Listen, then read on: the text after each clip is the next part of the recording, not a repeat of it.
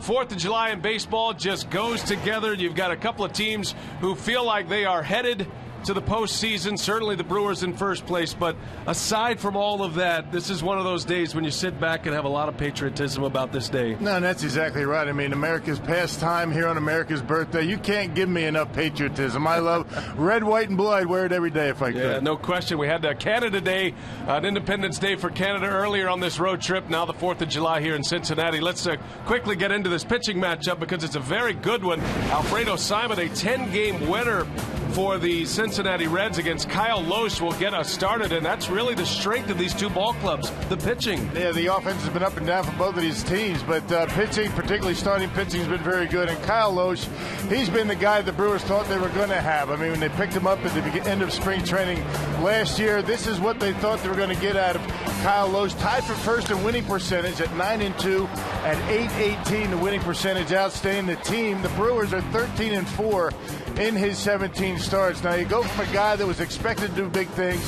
and then you get Alfredo Simon, who started the season as a fifth starter, a fill-in for Matt Latos was he was on the DL. He's 10-3. He's 9th in the league in earned run average, and that says something, particularly when you pitch half your games in this ballpark. Not only has this guy been doing a good job, he's probably going to end up at the All-Star game. A big surprise, a tough customer for the Brewers here tonight. And these two matched up 2 months ago. The rematch happens today on the 4th of July. Guess who's heating up? Ryan Braun. He's got an 8-game hitting streak. Telly will tell his story when we continue from the Queen City.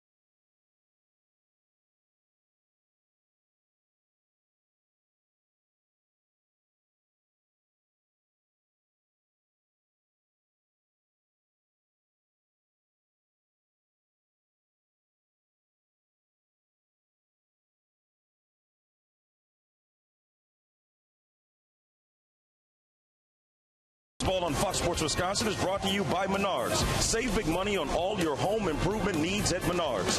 By Miller Lite, now in the original can. It's Miller time. By Toyota, let's go places. And by Southwest Airlines. Find our fares online only at southwest.com. 4th of July weekend in the Queen City will showcase a Central Division showdown between the Brewers and Reds. Ryan Braun is starting to swing back into old form, quietly stringing together an 8-game hitting streak while batting .394 over that span. Hello and happy 4th of July from Great American Ballpark here in Cincinnati. I'm Telly Hughes. The Brewers open up a 3-game series against the Reds at the same time one of their bigger bats is starting to heat up. Not only does Ryan Braun have an 8-game hitting streak, he's also put together 5 extra base hits and 10 RBIs over his last 7 games, and his skipper likes what he's seeing from him at the plate. There's no question he's swinging a bat better. And he's lying down a lot too. So I think with the base hits and getting on base and giving a lot better quality at bat, we're getting closer to where he normally is. So that's a good sign, and hopefully he continues doing this. And we need him in that offense to really do the things we want to do. He's got to hit. It's always a battle between the Brewers and Reds, and there shouldn't be any shortage of fireworks on this 4th of July. PA and Rock are up next with the first pitch and call next on Fox Sports Wisconsin.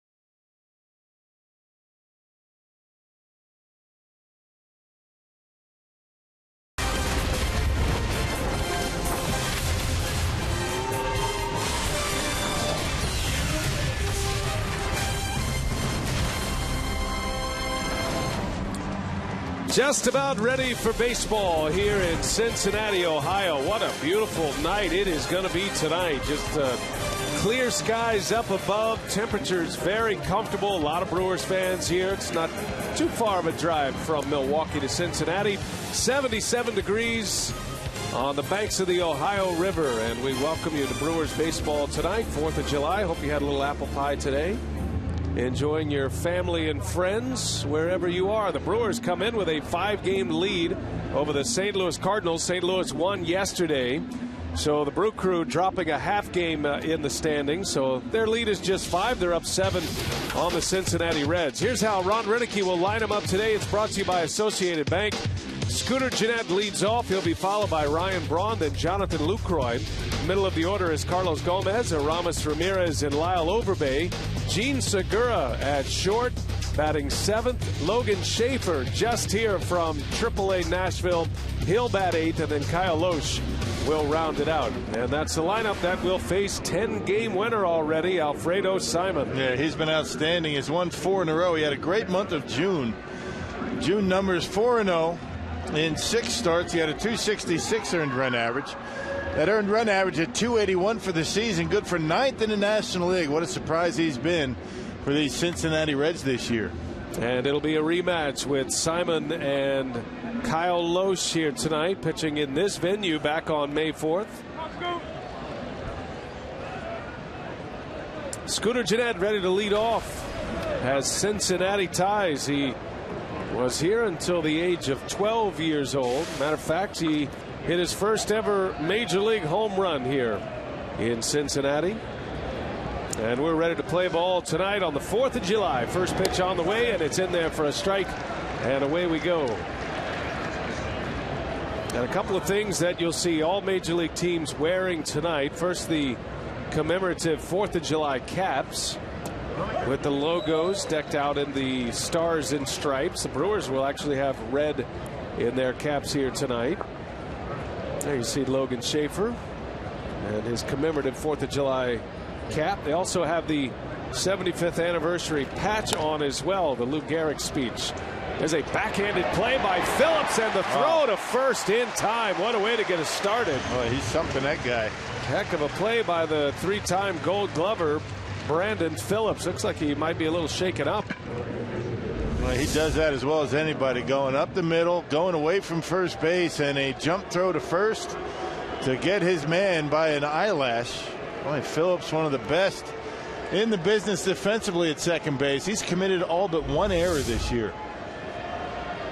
They're getting terrific defense from their middle infielders, Phillips and Cozart, but the rest of the Reds, Rock, they've had their struggles this year defensively. Yeah, Todd Frazier, Joey Votto have combined for 16 errors, 16 of the 34 errors. You know, for the Cincinnati Reds this year, the best fielding team in all of baseball except for those corners. Ryan Braun steps in, still batting second. As Telly mentioned, he's sitting on an 8-game hit streak. It's been a hard streak. The Brewers know that they need him to contend in this division, and Braun starting to look like a guy who is starting to feel healthier. That thumb injury, he doesn't talk about it much anymore, and he's starting to hit with some power. Starting to pull the ball a little bit more, and I think that's the one sign that shows that he's feeling good at the plate. Yeah, started to better handle that fastball in on his hands. He was having trouble with that for a while.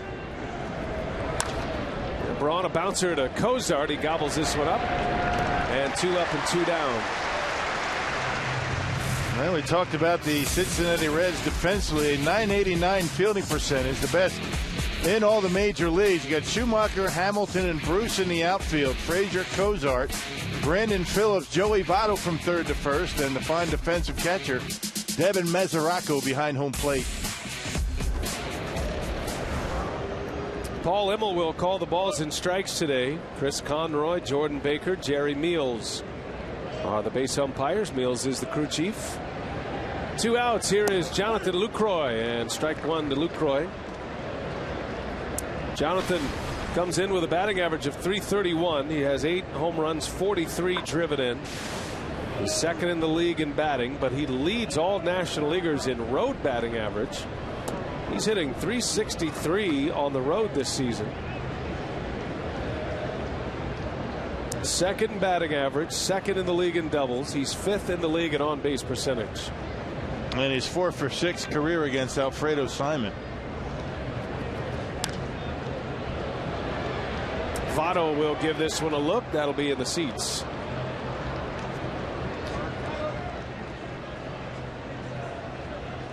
Now Lucroy's National League ranks. A .399 on base percentage. Impressive for a guy who catches most of the time when he plays. Did get a start at first base on Wednesday night. Lucroy banks one through the hole. Cozart, no chance at a throw, and Lucroy is aboard with 2 away. Yeah, get used to seeing ground balls. I mean, Alfredo Simon gets a lot of ground ball outs. Matter of fact, he had 15 ground ball outs his last start against the Giants. That was 7 innings of work. Well, the plan for the Brewers is to make Simon get the pitch up in the strike zone out over the plate. And he can get it up there at about 95 miles an hour from time to time. And talking to Johnny Naron today. A good sinker. He's got a cutter. He throws a splitter and a pretty good curveball. Simon went from a regular member of the Reds bullpen to a spot starter to begin the year as Gomez fouls it away. And as Rock mentioned in our open, he's gone from a spot starter who was going to end up going back to the bullpen according to the spring training plans once Matt Latos returned, to a guy that's been one of their best pitchers. Johnny Cueto is having a Cy Young type year for the Reds, but Simon is right there with 10 victories this season and pitching like an all-star. And he is ahead of Gomez quickly. No balls and 2 strikes. And being a ground ball pitcher when you pitch a lot of your games here in this ballpark is certainly an advantage. He's only allowed 12 home runs this year. Not bad for pitching in this ballpark. Simon, a strike thrower, ground baller. That game Rock mentioned where he had the 15 ground ball outs, he threw just 80 pitches in that victory over San Francisco. The Reds swept the Giants on their last road trip and then got swept by the San Diego Padres. So like the Brewers, Cincinnati is coming into this series coming off of a sweep, albeit the Brewers lost 2 games in Toronto.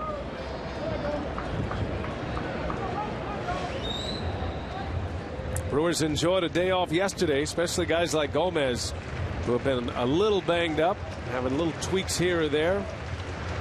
Brewers with 2 off days in the last 4 days, Monday and Thursday. And let's hope they can get the bats going. And now Simon throws it away. Lucroy on his way to second.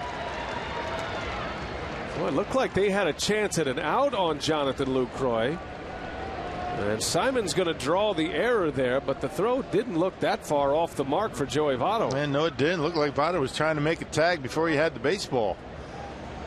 And we'll see on the replay how bad of a throw it was. It looked like Lucroy wanted to go, and that's not an error on Simon. And that Joey Votto just whiffed that throw.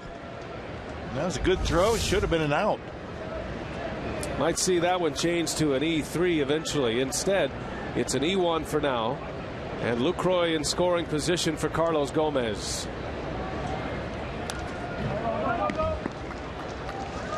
Looked like Lucroy wanted to run on that pitch. He almost got picked off on. Took a false step toward first. You don't see him do that often. Ends up there anyway. Well, Gomez has been one of the best in the National League with runners in scoring position. Only Casey McGee has a higher batting average. Gomez had a first inning RBI with 2 outs in Toronto on Wednesday. And he's able to lay off a tough breaking ball. That's a good sign early for Carlos Gomez. And Johnny Nair was talking about that Simon curveball. It's been a good pitch for him as he's relaxed and has settled into a starting role. He's getting confident. Just sitting back and throwing a pretty good curveball and getting swings and misses on it. 2-2 the count. Gomez fouls it back. Had a good swing at a 90-mile-an-hour fastball.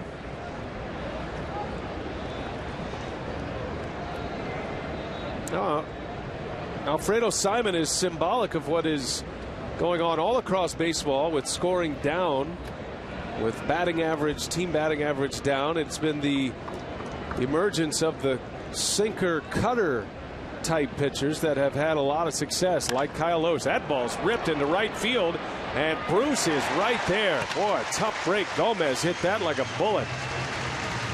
A line drive out, and a scoreless first for the Crew. Now Kyle Lohse on the mound. A rematch with Simon. He's back on the mound when we continue on Fox Sports Wisconsin.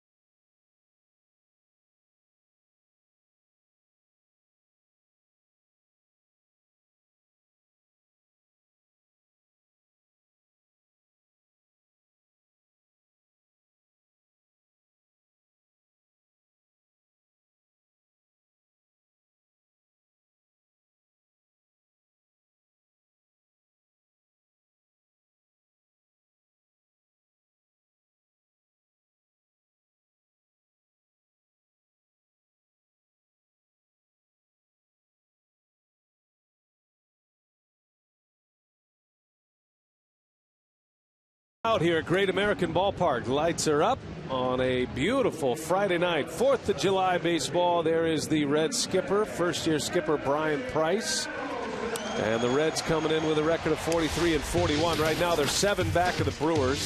Here's Price's batting order tonight. Associated Bank brings us Billy Hamilton, Todd Frazier, Joey Votto at the top. You got Phillips, Bruce, and Mesoraco in the middle. Schumacher, Cozart, and Simon rounded out. That's the starting 9 against Kyle Loesch. Well, Loesch making start number 18 tonight. A 3.08 earned run average, that 9-2 record. Tied for the best winning percentage in the National League with Clayton Kershaw at .818 as a winning percentage, making his 17th career start against Cincinnati. He's 5-4. Loesch last pitched against the Reds on May 4th. We showed you that matchup with Simon. 6 1/3, 2 earned runs. Took him just 97 pitches. Facing a leading candidate for Rookie of the Year at this point of the season, Billy Hamilton. Hamilton, Frazier, and Votto started for Cincinnati. Hamilton had a great series against Milwaukee at Miller Park. He was injured here in Cincinnati in their first matchup. But Hamilton was 6 for 14 in that series in Milwaukee. Had a couple of home runs, which you didn't expect. He drove in 4.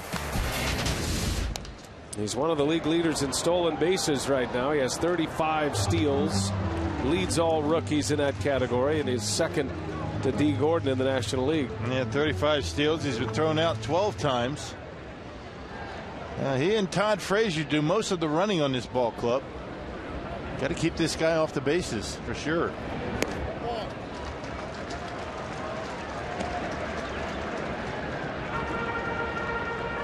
Well, as the Reds have hit this hot streak that they are on, they've won 8 of their last 12. And that includes that sweep at the hands of the Padres. Hamilton has swung the bat well. He's hitting for a batting average of near .350 during a 20-game stretch. It is interesting, though, Cincinnati, in a 32-game stretch of games here, the last 32, they've won 20 ball games. So they're 20 and 12, right? 8 games over. And they've only been able to make up 1 game in the standings against Milwaukee. Brewers had a great month of June as well.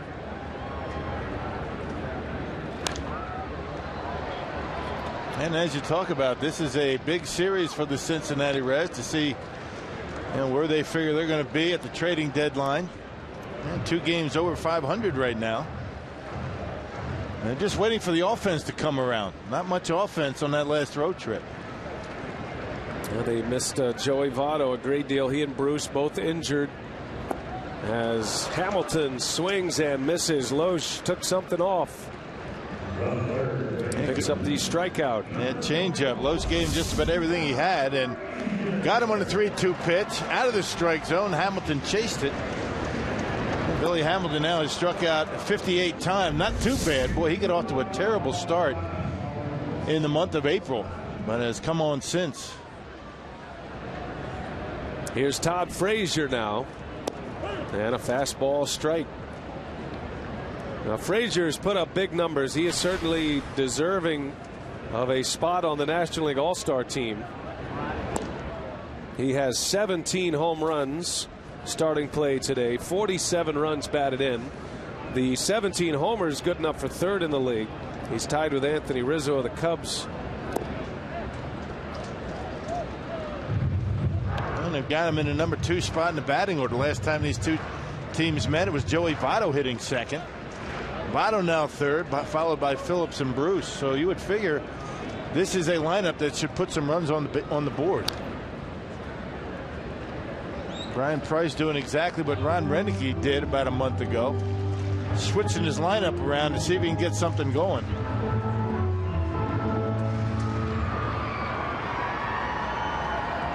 Two balls, 2 strikes on Frazier.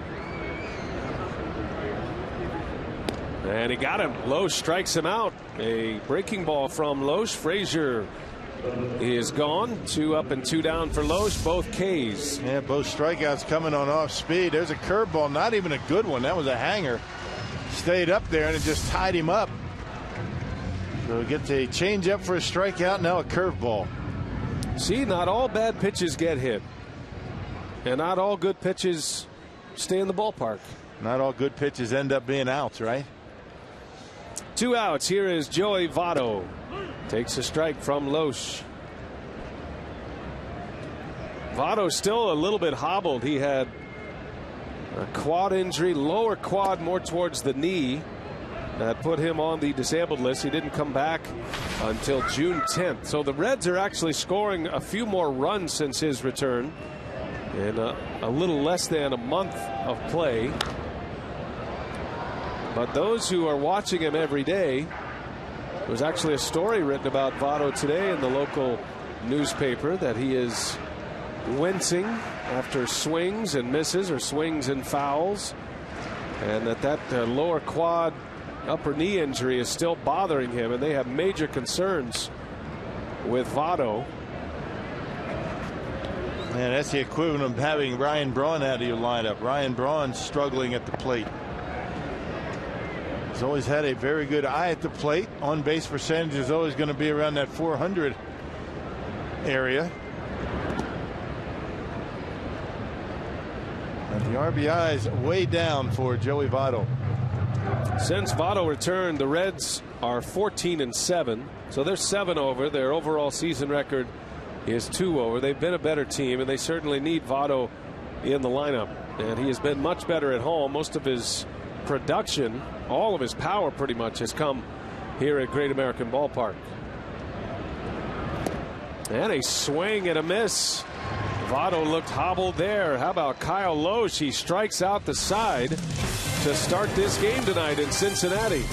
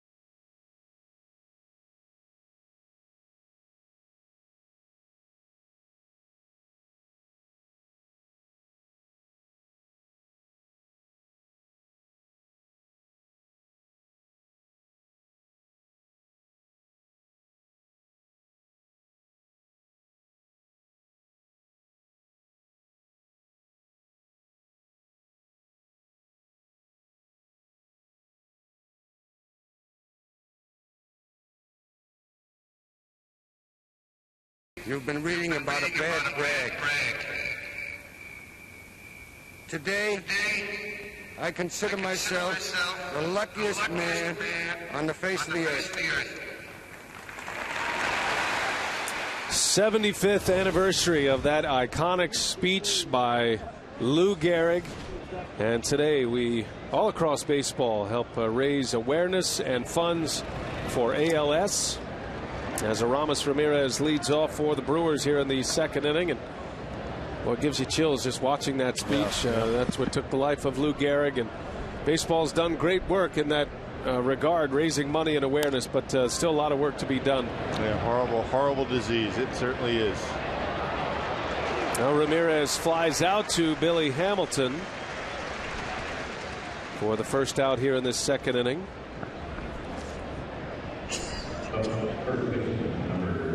All across Major League Baseball, you'll see the patches worn by the umpires and the teams of each team with the ALS 75th anniversary speech. And we encourage you to go to MLB.com. You can find out a lot more information on how you can support ALS research.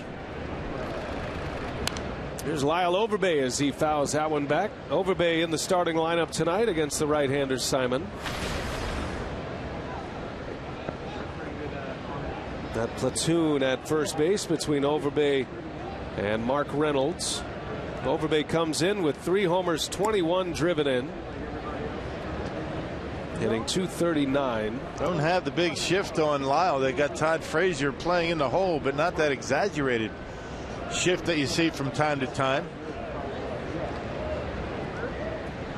It's about as straight away as you're going to see any team playing Lyle these days. Now we have seen a lot of teams play Overbay with the extreme shift on the pull side. The Reds do not use much of the shifting. They have very talented defenders up the middle in Phillips and Cozart. They'll slide. What do they call? They said we'll shade a little. We don't shift so much as we shade. And they'll do a little bit of that. Not the extreme overshifting that we're seeing as Overbay hits it right at Phillips. And 2 quick outs for Simon. And you see some teams going away from the extreme shift. We saw the Nationals. They came into Milwaukee. They've been playing much better defensively since they've gone away from the overshifting.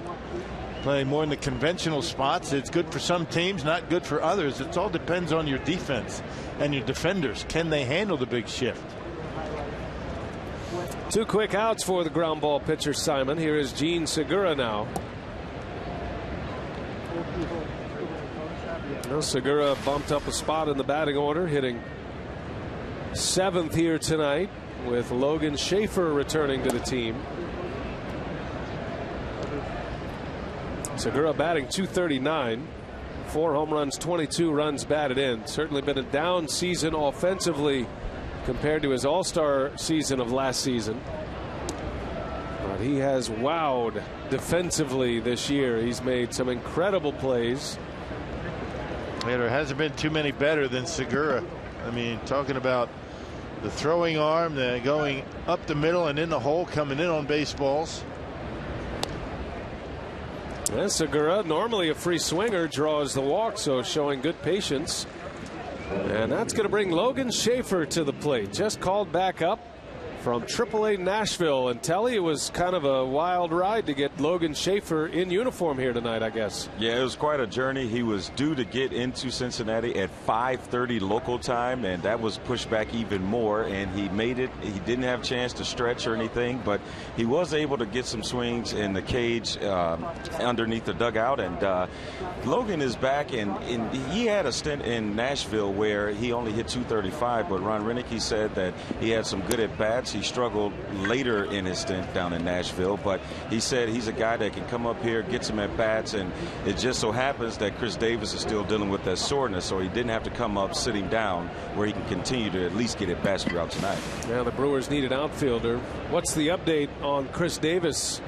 Telly did not take batting practice today. I think it was assumed by everyone he'd be back in the lineup tonight, but that's not the case. No, that's not. He said he was still a little sore, and when Ron came to him earlier today, he said that he probably needed another day. He thought he would be able to take BP, but apparently it was a little too sore and they didn't want to risk it. But he is available to pinch hit, last I was told. All right, thank you, Telly. And it's good to have Logan Schaefer back. Elian Herrera was sent out, so he was sent back to AAA Nashville. Schaefer did play last night, by the way. Logan went 1 for 4 for the Nashville Sounds. And his earlier flight, he was scheduled to be here earlier this afternoon, but that flight got canceled. That's why that arrival time went from, I believe, about 12:30 to 5:30. Yeah, a little bit of white knuckles out there in the dugout. They had Mark Reynolds prepared to play left field tonight, had Logan Schaefer not been here, but you know, they wanted Logan to play another game in the minor leagues last night and then come in this morning. But you know what happens with best laid plans, right?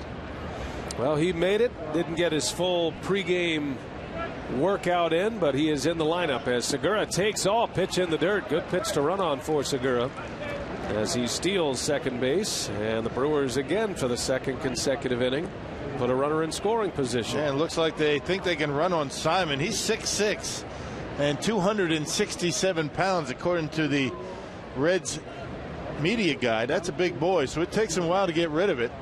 Mesoraco, pretty good thrower, 29% coming in.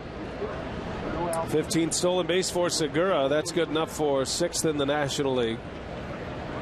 And a base hit could put the Brewers on the board as Schaefer hits it sharply, but right at Cozart. And that will retire the side. So Simon has stranded 2 in scoring position. Brewers have failed to score. We head to the home second.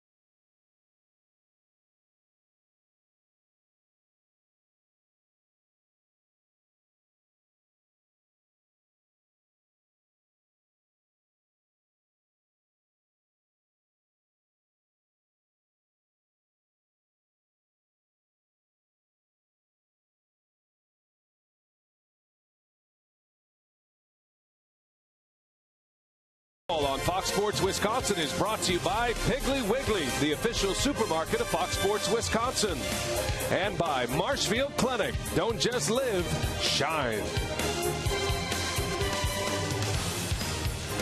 No score. Head to the bottom of the second inning on the banks of the Ohio River, separating Kentucky from Ohio. Great crowd here tonight. Sellout. It'll be the 5th sellout of the year. And let's check our Felco All-Star voting update. Voting is closed. We're going to find out who's in, who's out on Sunday. And right now, as of the last release of voting, Gomez second among outfielders and Ramirez leading all vote getters at third base, which means those two would be starters at the All-Star game. Lucroy needs a big push. Ryan Braun currently 5th as well. Here are the starters as of right now. Could change on Sunday. We'll see. You got Gomez, McCutchen, and Puig. Ramirez, Tulowitzki, Chase Utley of the Phillies, Goldschmidt of the Diamondbacks, and then Yadier Molina behind the plate. Lucroy really closed the gap. Yes, he did. To Yadier Molina, and we tip our hat to all those who voted. Brewers fans who are out there maxing out their votes. We appreciate that great effort. Always show themselves well. Brewers fans, you betcha. Brandon Phillips will lead off for the Reds as Loesch, coming off a first inning with 3 strikeouts, will face Phillips, Bruce, and Mesoraco.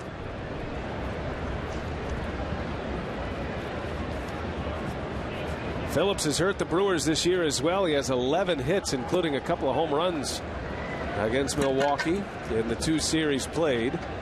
The Brewers have lost 5 out of 7 against Cincinnati this year. They've always been a tough customer, a tough opponent for Milwaukee. That goes back many years. Now the Brewers have not won a season series from the Reds since '06, back when Kyle Loesch was a Red. In a long time. Yeah. This has been a difficult ballpark for the Brewers to win games. Kind of interesting because this is a home run ballpark and the Brewers rely heavily on the home run ball. There's a called strike on Phillips. 3-2 the count. Now the Brewers still second in the league in home runs behind the Rockies. And that comeback sinker, that outside corner is open, and that could be of huge benefit for Kyle Loesch if that's going to be called like that tonight. And Phillips, that's going to fall for a base hit. So Brandon Phillips with the first Reds hit, a single to lead off the second inning. His 12th hit in 8 games against the Brewers this year. Yeah, just dumps a slider on a 3-2 pitch into center field as you check out the Brewers defense. Brought to you by Menards. Logan Schaefer back out in left field. It's his 9th start in left field this year. Gomez Braun rounds out the outfield. Ramirez, Segura, Scooter, Jeanette, Lyle Overbay at first base, and Jonathan Lucroy once again back behind home plate. First start in a month for Schaefer in the outfield. He has been in AAA since June 13th. Schaefer, an excellent defender. And even with Gold Glover Carlos Gomez, Ron Renicky says Schaefer is every bit as good defensively as Gomez.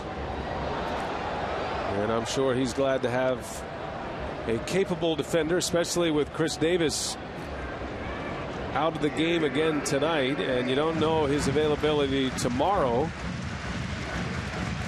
Well, Ilian Herrera became expendable once Jeff Bianchi was back on the roster. Bianchi could play shortstop, and then you need a guy that you can be confident in the outfield. The outfield, for Herrera kind of came into play. The inexperience came into play in that Toronto series a little bit. So you get a true outfielder, you get a true shortstop back on the roster. And the Brewers have their 5-man bench. Quickly 0-2 on Jay Bruce. Mired in a slump right now. He's 0 for his last 16 at the plate. But the numbers don't really mean much concerning Bruce and the Brewers. This guy has historically destroyed Brewer pitching. Doesn't matter if he's cold coming into a series or not. Just 5 for 23 this year against Milwaukee.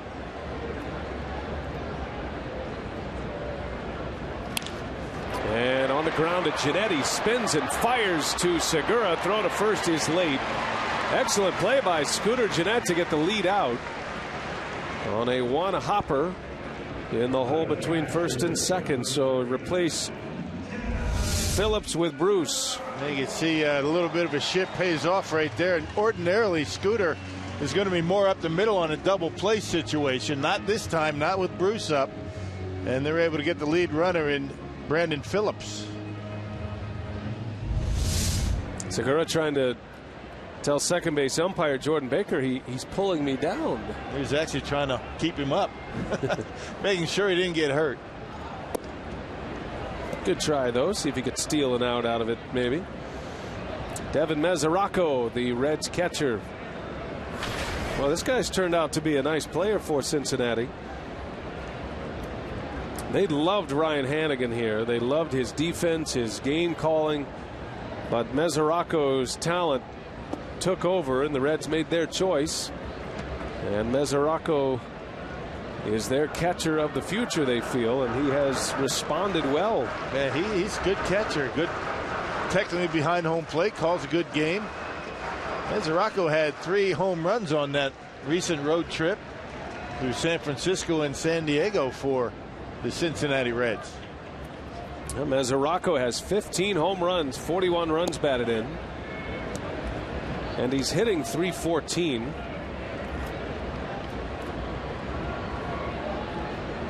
Pretty gaudy numbers from the catching position. Reds traded Hannigan away, part of a 3-team deal. Hannigan now catching for the Tampa Bay Rays.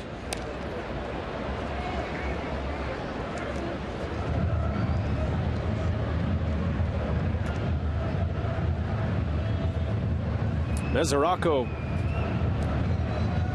brings a lot of power to the position. He's a good defender, throws the ball well.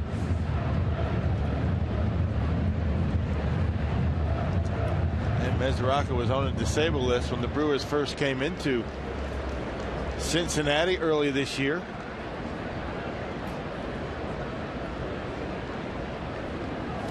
A swing and a miss. Loesch strikes him out. 4 Ks already for Kyle Loesch. 2 outs in the second inning. Just taking a little off, adding a little bit. Looked like a changeup that time. Getting Mesoraco way out in front. That pitch wasn't even close to being a strike. Well, he's got the off-speed pitches working early today, which is always a good sign. Loesch not typically a big strikeout pitcher, but he has had some games occasionally where he will rack up the Ks. He had a 9 strikeout game against the Pirates earlier this year, and he gets a swing and a miss from Skip Schumacher. Matter of fact, Loesch had a 9 strikeout game against the Cardinals in April as well.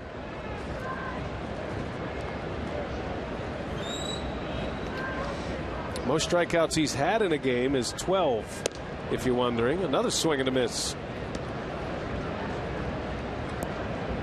That 12 strikeout game for Loesch came when he was pitching for the Reds.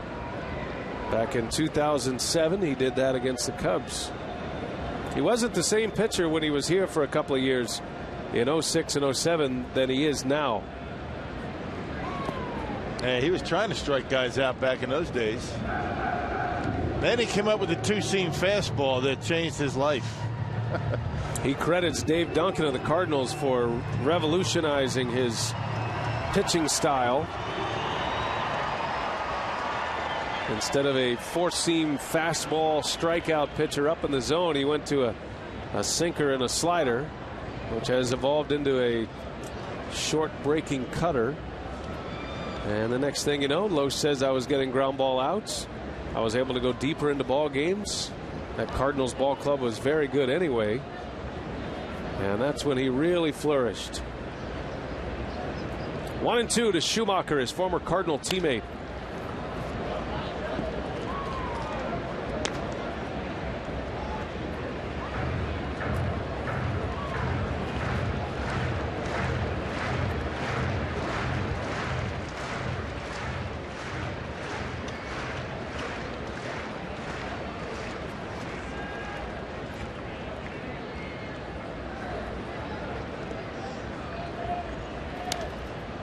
Schumacher fouls another one off. Count remains at a ball and 2 strikes.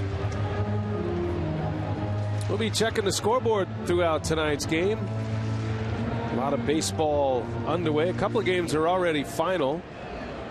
Cubs beat the Nationals 7-2 in D.C. today, and the Yankees beat the Twins earlier today. St. Louis is hosting Miami tonight. That game is scoreless in the second inning. The Cardinals are back home after they won yesterday behind Adam Wainwright.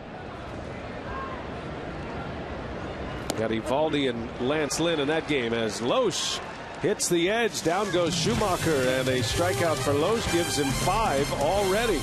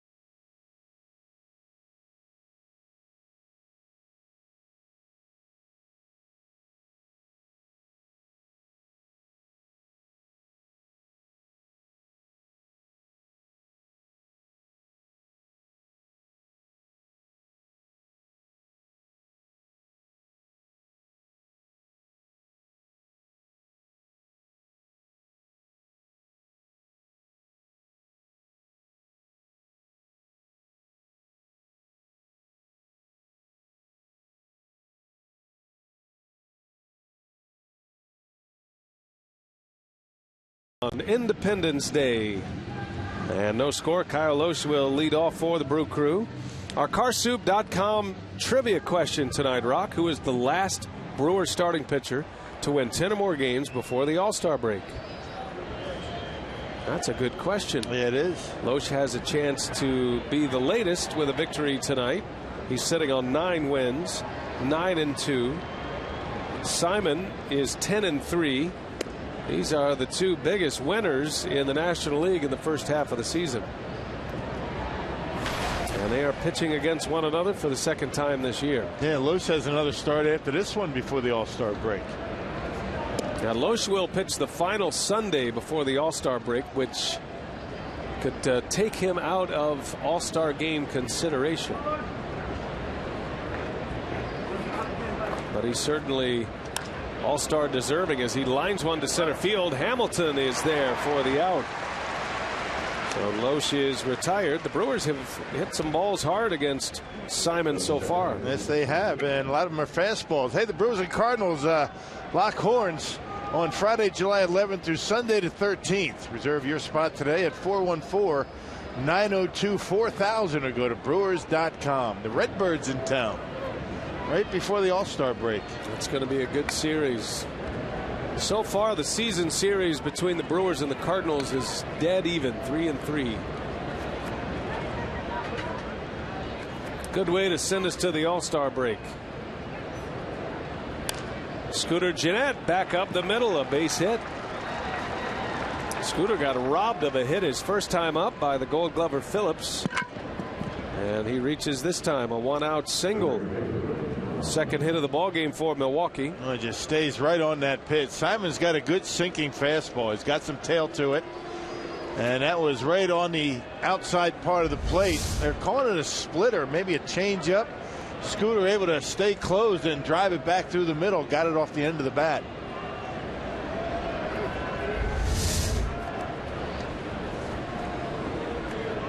Well, we saw Segura steal a base last inning. We'll see if Gennett is on the move here.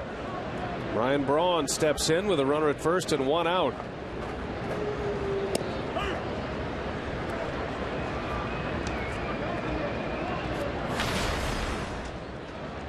Braun hasn't seen a whole lot of Simon. He's just 0 for 3 in his career, including his ground out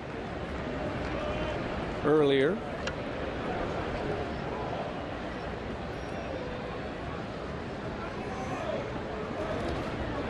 Close play at first. Simon's got a very good move. And a little bit too close, standing up. Scooter almost got caught.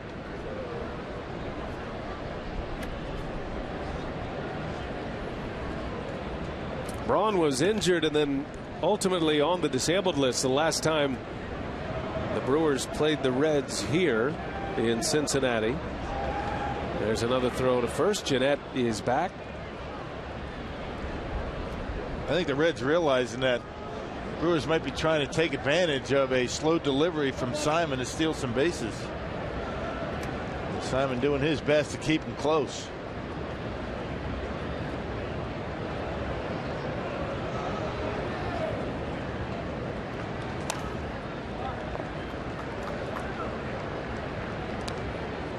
Braun trying to extend an 8-game hitting streak. During the streak, he's hit for a .394 average. He has 13 hits in those 8 games. That includes a home run and 10 RBIs in the 8 games.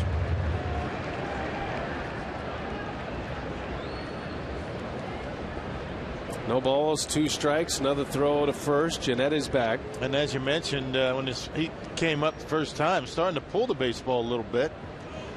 Most of his damage this year has come into center field and into right field, but starting to handle that fastball inside much better.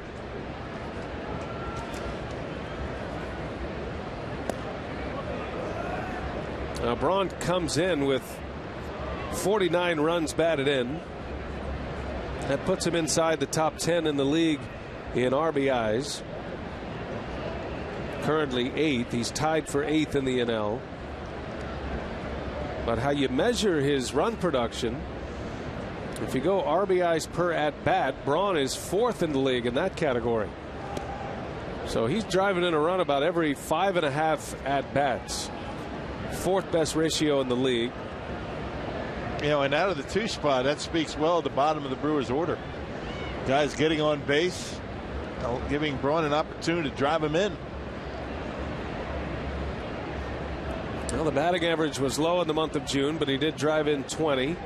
Hit for a high average the first 2 months of the year. He spent a good part of May on the DL. Remember, they backdated the DL time, so it was officially the 15-day disabled list. But the first 6 games that he missed, he was on the active roster. He just couldn't play. Dealing with an oblique injury. Also has the thumb problem, but he says he's feeling great. He's not dealing with any of the effects of the injuries. The warm weather has helped significantly. The thumb hasn't been giving him much of a problem. Training staff doing a nice job with that. Count goes full, 3-2. And now you figure Scoot will be on the move here. Maybe find a gap here and see if Scooter can score.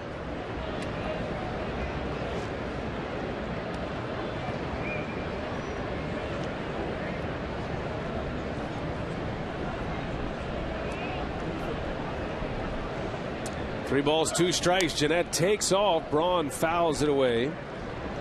And we'll do it again.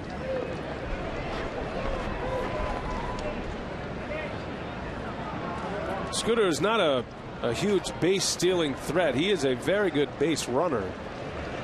And he's fast. But he's ultimately going to be a guy, if he's playing every day, the Brewers feel like going to steal 15 to 20 bases a year. He only has 4 stolen bases this season. He takes off again, and Braun takes ball 4. And the Brewers have something cooking here in the 3rd inning with 2 on and 1 out. And a 1-out single by Jeanette. Braun walks. Here comes Lucroy. Already 2 walks in the first 3 innings for Simon, and before tonight's game, only 24 walks and over 100 innings of work. So he's been throwing a lot of strikes. Brewers have been getting some good swings, and Simon's having a tough time commanding his pitches. And that's not usual for him. I mean, this guy has been spot on most of the time. In Simon's last 2 starts, he's only walked 1 batter in each of those starts across 7 innings. He had 1 game this year where he walked 5, had another one he walked 4, but other than that, it's 3 or fewer, and mostly it's 0, 1, or 2 for Simon. And looking down his game log this year, 2 on, 1 away. Lucroy takes a ball.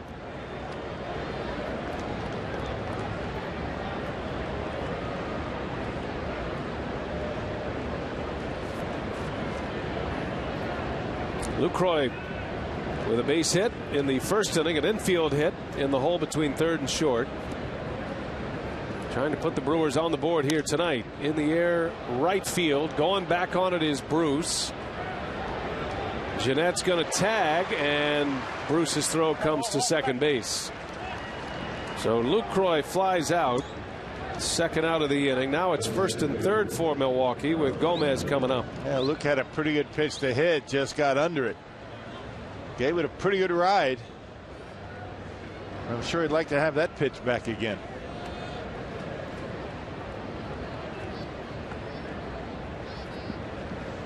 Now Gomez up again with a runner in scoring position. The Brewers have been knocking at the door here the first 3 innings. Stranded a runner at 2nd in the 1st. Left one at 2nd in the 2nd inning. And now 1st and 3rd with 2 away. Gomez stranded that runner in the 1st. He hit a missile, but right at Bruce in right center.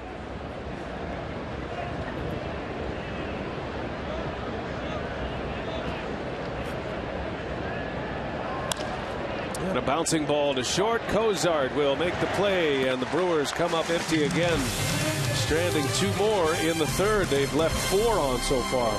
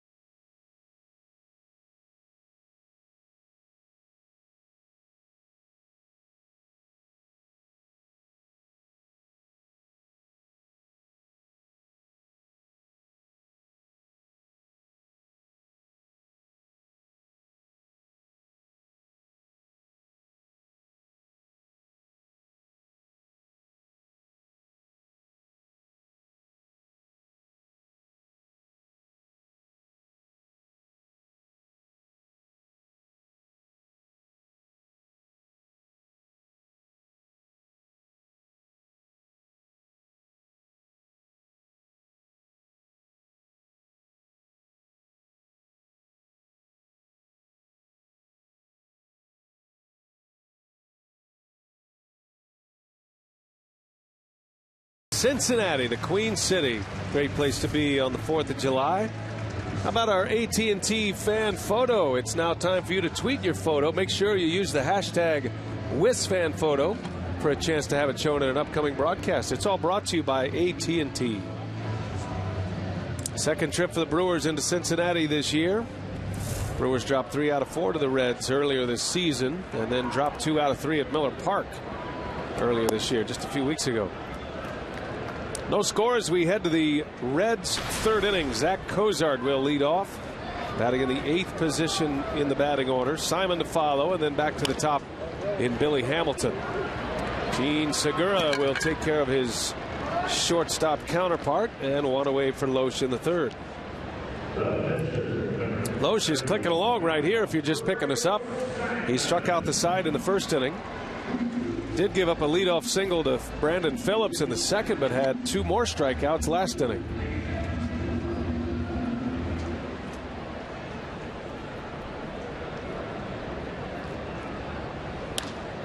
First ball swinging. Simon with a base hit.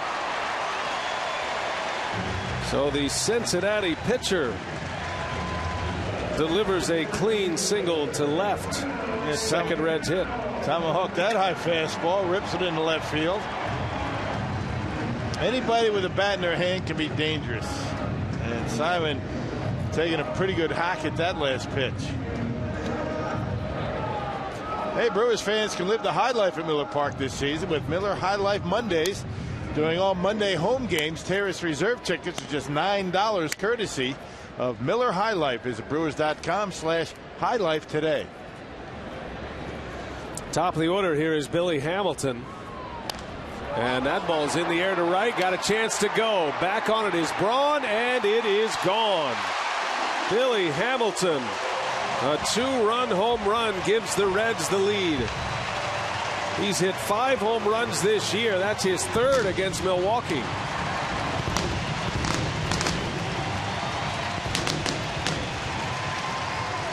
Well, in 2 pitches, Kyle Loesch gives up a hit and a home run. This one on a changeup. Billy Hamilton waiting back on a changeup that struck him out his last time up, and gives the Reds a 2-0 lead. There it is, up in his eyes, waits back. He knows he got it. 2-0. Well, whatever the book is on Billy Hamilton, the Brewers need to scrap it. He's turned into a power hitter against Milwaukee.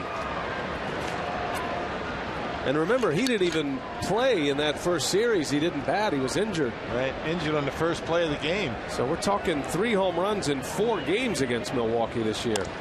That ball's lined into left center field. That's well hit. Schaefer will have to play this one off the wall, as Todd Frazier is into second with a double.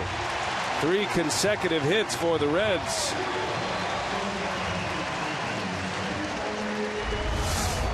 Oh, 1-0 fastball. Check it out, middle in, and Frazier able to pull the hips open and drive that one into the gap. Logan Schaefer plays it off the wall, but Frazier in with a double.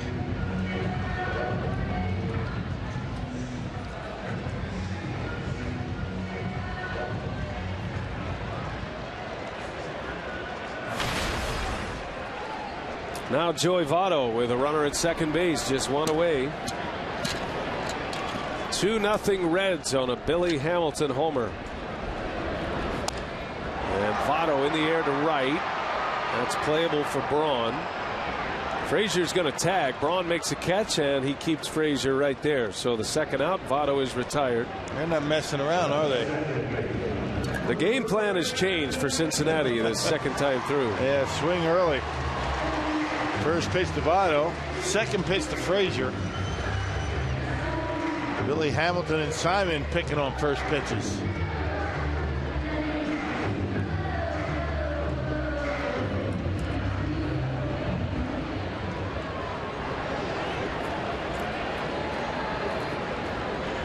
Here's Brandon Phillips now. He singled to center field off Loesch last time up, and Loesch backs him away with a fastball.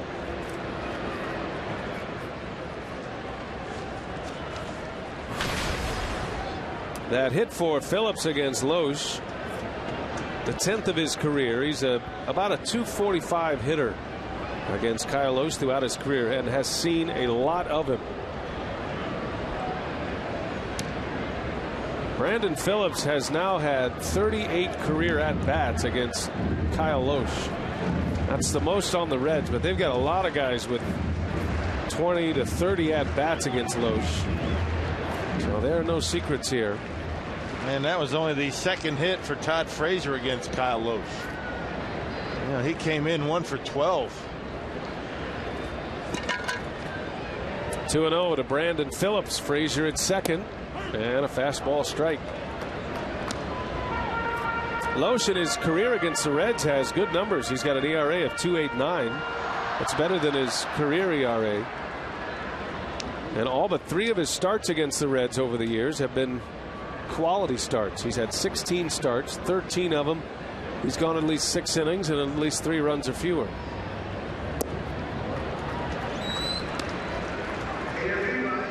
Even in this ballpark, he's put up good numbers. An ERA of 3.67 in his career at Great American Ballpark. That's 8 starts. Hey, keep the Reds in the ballpark, you have a chance to beat them. And Kyle Loesch, when he came up with that 2-seam fastball, getting a lot of ground ball outs. 3-1 to Phillips, and a swing and a foul tip. 3-2 the count. He took a big swing. And right after him, 90 miles an hour, got it right by him.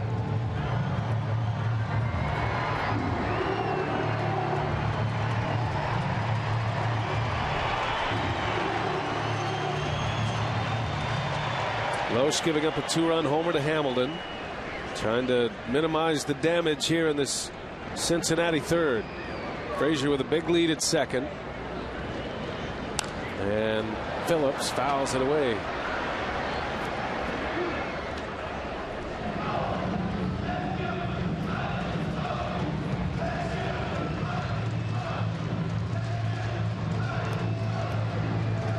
Phillips has been driving in a lot of runs lately. Has 15 RBIs in his last 18 appearances.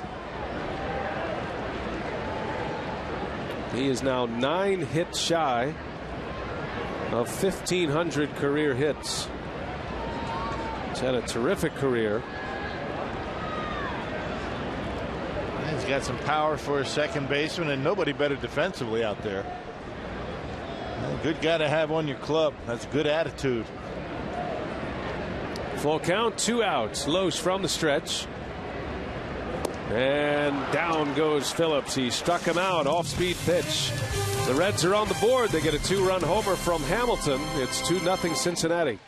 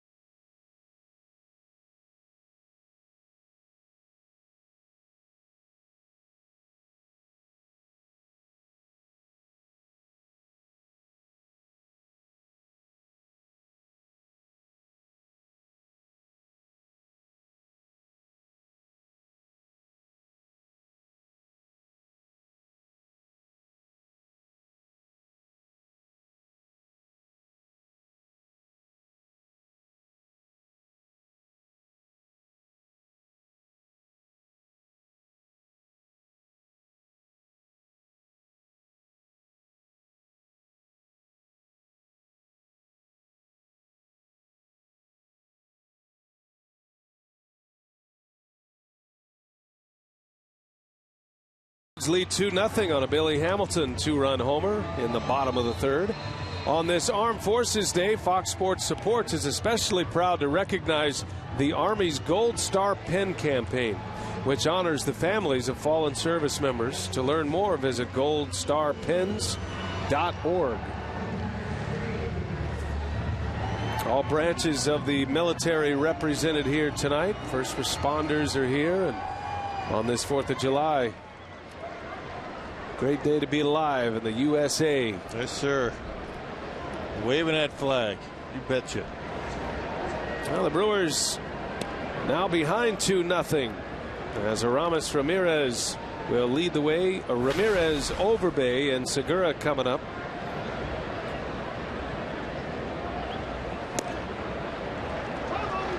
The Brewers have threatened in all 3 innings. They've had a runner in scoring position in all 3, stranding 4 so far.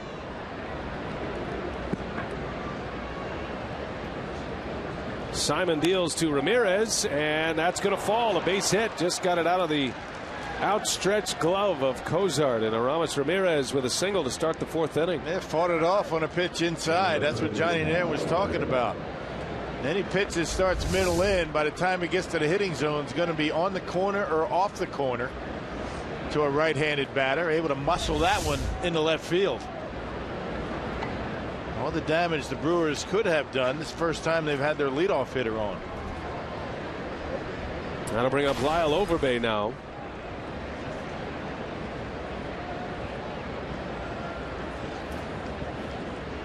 Now the Brewers' offense has been a little stagnant lately. They've lost 3 in a row. The Brewers' longest losing streak of the year is 4. And that's one of the reasons Milwaukee's been able to maintain such a great record. They have not had those long losing streaks. Usually it's just 1 or 2. They did have a 4-game losing streak going into Atlanta. Broke free from that. Haven't had one like that since. So they're trying to avoid their 4th consecutive loss. Yeah, on the road in Chicago and Atlanta. Yeah, those are the only 2. There's a bouncing ball to Phillips, and he goes to short. Cozart across just like that. Wipes out the leadoff base runner with a 4-6-3 double play. Well, you stay on long losing streaks when you have the kind of a starting rotation that the Brewers have been able to put together. Any one of those guys can snap you out of a losing streak. Willie Peralta's been the best. He's got a terrific record after Brewers losses. Before his start a couple of days ago, he was 5-2 after a Brewers loss. That's usually been the right formula for the Brewers, starting with Peralta to Loesch.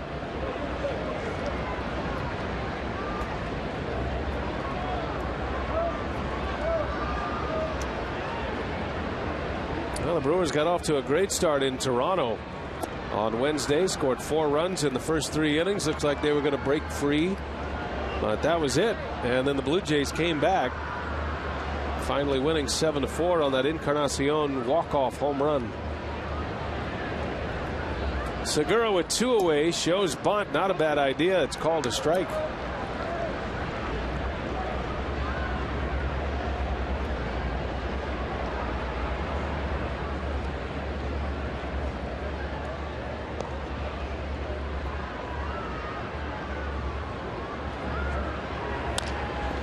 There's a bouncer, Cozart, and that will retire the side. So the Brewers get a leadoff single, a double play wipes it out, and Simon has 4 shutout on the board.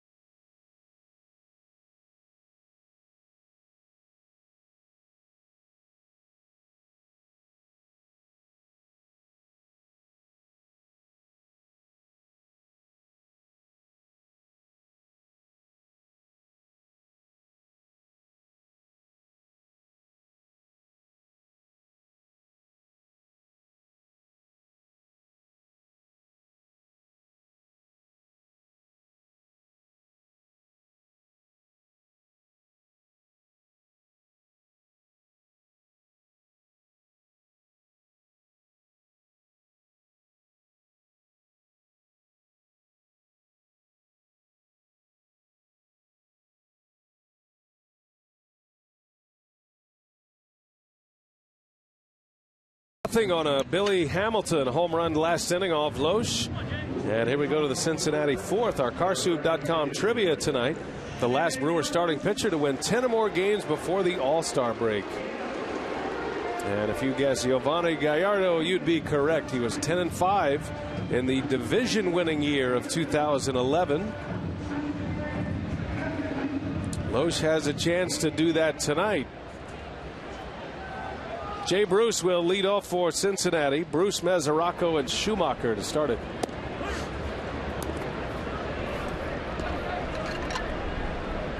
So does that mean if Kyle Loesch wins 10, Brewers going to the postseason? I think so. I think that means a division championship. I think that's what we're driving at. That's a direct correlation.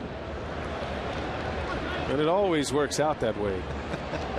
By the way, if Loesch should win tonight and then on Sunday and win 11 games before the All-Star break, there have been only 2 other pitchers in franchise history to do that. Jim Colburn won 13 before the All-Star break in 1973. Larry Sorensen did it twice, 78 and 79. He won 11 games before the break. So Loesch could join that group.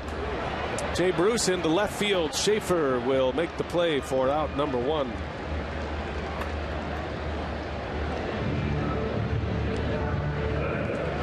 Kind of forget how good Jim Colburn was in his career. That guy could pitch. I mean, he was a pitching coach for the Dodgers. Larry Sorensen. The curly-haired Larry Sorensen. I remember Larry Sorensen. With one R. With one R, right. And a good sinker. Remember him? Caught him in spring training, I believe it was, one year. Back when I was in the 60s, 70s for my number. Right. You were one of those bullpen catchers in big league camp. Locker first by the door. Yep. I'm sure he remembered that experience with you back there. Oh yeah, it was solid setup. Moving experience for him, I'm sure. I know he still talks about it to this day. Matter of fact, he was going to name one of his children Bill. Didn't go down that way though. No, it didn't. Mesoraco out in front of an off-speed pitch. 1 ball, 2 strikes on the Cincinnati catcher. Did you have a good day in the Queen City today? I did actually spend most of the day in Kentucky. Oh, well, that's good. Fly ball right center. Deep. Gomez reaches up and it's off his glove, but he keeps it in the ballpark. And Mesoraco is in with a double. That was almost one of those classic Gomez home run savers. And that's normally one that Gomez is going to be able to stay in the glove. Check it out. Knows exactly where he is on the wall and actually over jumped it. Actually hit him on the heel of the glove. Jumped a little bit too high. Off the wall goes Gomez, and Mesoraco in with a double. That's one that Gomez probably should have had and normally does. Well, it's a double with 2 strikes, and the Reds put a runner in scoring position for Skip Schumacher now. And he goes, unable to check his swing. So when you left Cincinnati, you've been waiting all this time to get to Cincinnati, and as soon as you get here, you leave. You went over to Kentucky. Did I say I was anxious to get to Cincinnati? I don't believe I ever said that.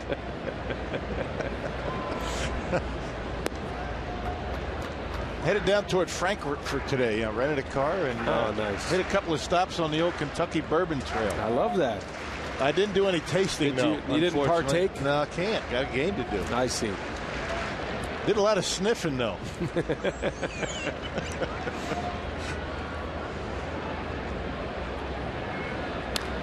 That's a great trip down through there. This is really a beautiful area. They have spent a ton of money in the downtown Cincinnati area, and then looking across the Ohio into Kentucky and Newport, and they spent a lot of money revitalizing this downtown area by the ballpark here and also by the football stadium where the Bengals plays. Yep. It's turned into quite the place to hang on the banks. Schumacher right center. That ball's well hit. Braun looks up. That one's off the base of the wall. And this is going to bring in a run. Close play at second. Schumacher is safe. But it's an RBI double. And it is now 3-0 Cincinnati. What a difference the second time through the batting order makes. Well, Loesch had his way with the Reds first time through, but since that time it has been rough. He's had a difficult time. A breaking ball. Schumacher goes down and gets it, nearly hits it out of here. Gets it off the wall and another run in. So quite the adjustment these Reds hitters have made against Kyle Loesch tonight. Cincinnati is 4 for 7, second time through the order, with 3 doubles and a home run. Now it's Zach Cozart. And keep in mind, this is a team, Cincinnati, had scored 2 runs in 3 games in San Diego.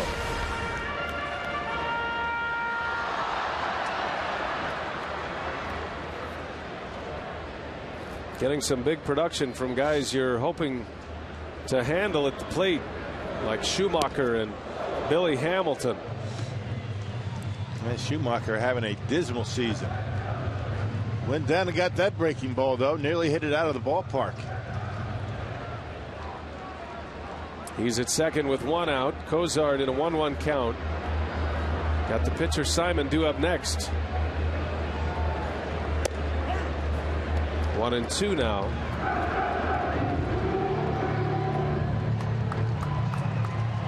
Both of these clubs have great Junes.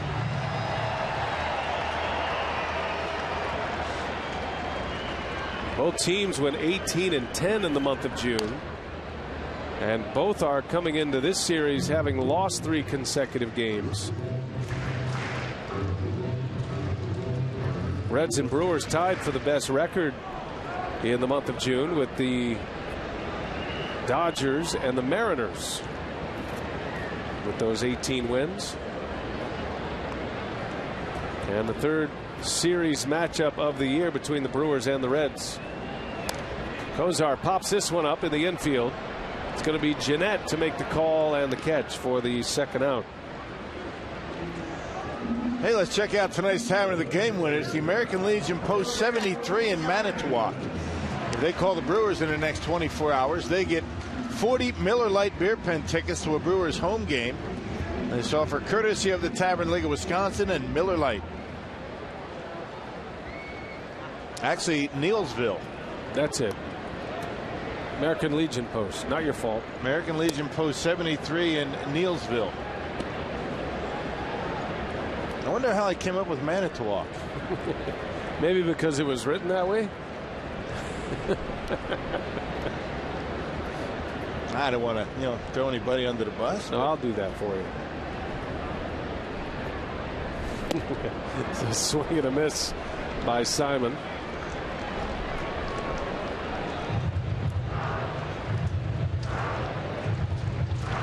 I think you're doing a great job, partner. 20 years you've been at it. 20 years and still messing up cities.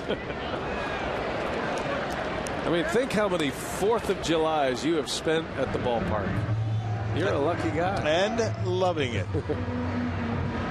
Where would you rather be on the 4th of July? I'm telling you. I mean, it couldn't have been a better day here in Cincinnati. Nope. And the surrounding area, as far as I was concerned. Place is packed. Fountain Square packed. And you can't see enough red, white, and blue. All the flags waving. It's a great place to be. America's birthday. Mm-hmm. And you got all that perspective from the bottom of a bourbon barrel today. Nice going.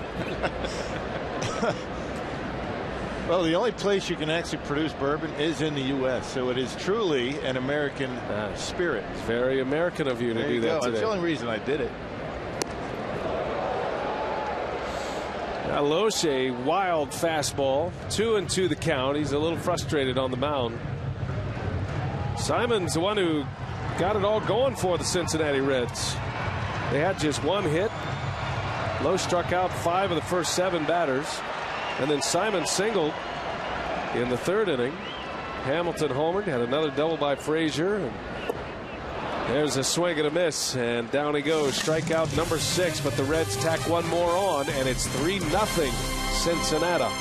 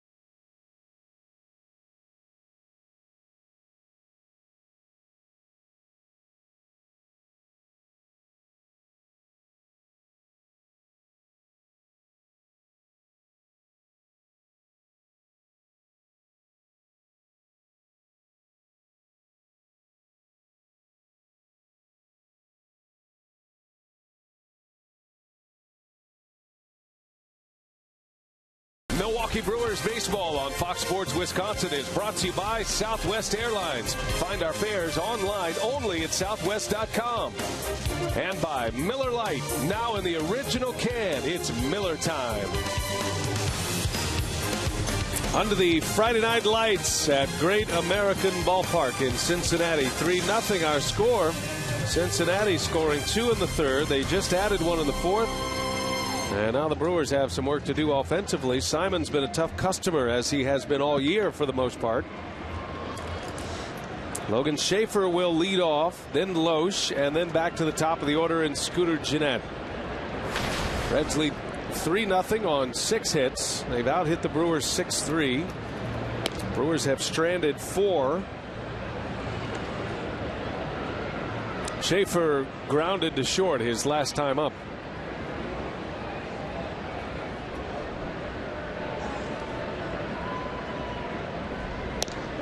Schaefer spending nearly a month in AAA. Renicky said the organization was pleased how he swung the bat. The numbers don't show it that way, but Schaefer was in a bit of a slump right before he got called back up, as he skies to right, and Bruce will make the play for out number 1. 1 gone in the 5th, and as promised earlier in the broadcast, we have the AT&T fan photo.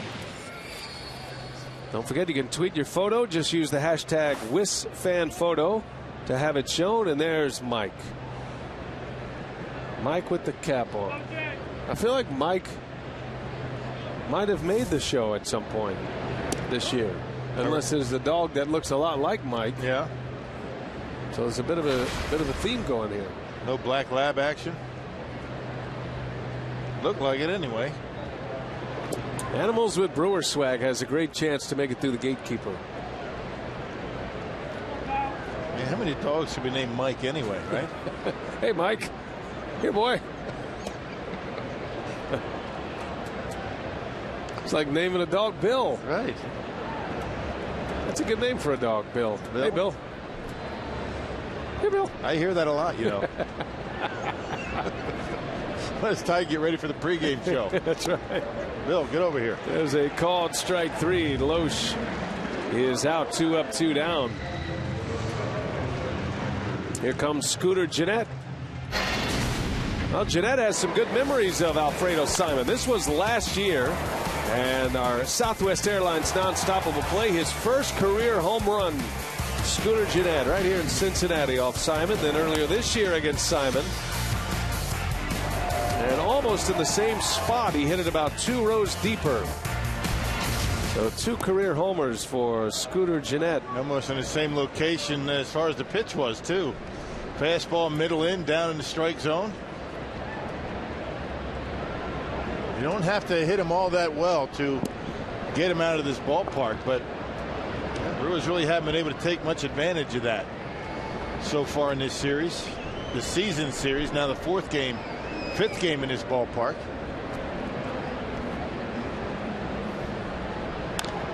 Janetta bouncer to Cozart, and Simon a very quick fifth inning, 3 up 3 down with a ground out. 3-0 Cincinnati. They're coming up at the bottom of the fifth.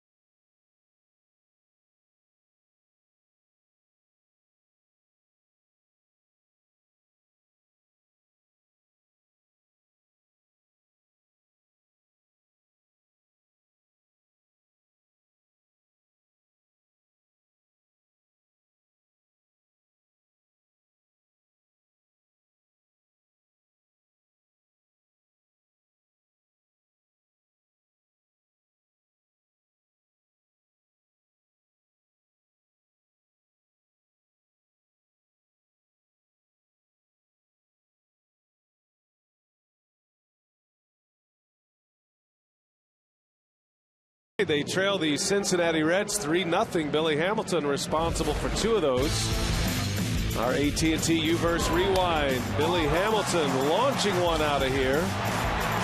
4 games against the Brewers this year. He's hit 3 home runs. And that one on the changeup right down the middle on the first pitch. After the pitcher Alfredo Simon hit a first pitch base hit. Hamilton 1 for 2 tonight. Lowe struck him out in the first inning. Got him on a changeup. Had him out in front. He did not miss the next one he saw in the 3rd inning. Shows bunt. Hamilton takes a strike. He's one of the most exciting players in the big leagues. Game-changing speed, and he made quite a name for himself coming through the minor league system. Hamilton was a shortstop, just converted last year to the outfield. How about those numbers? Boy, does he love the Brewers on the mound. .438 hitter, 3 home runs, 6 RBIs in 4 games.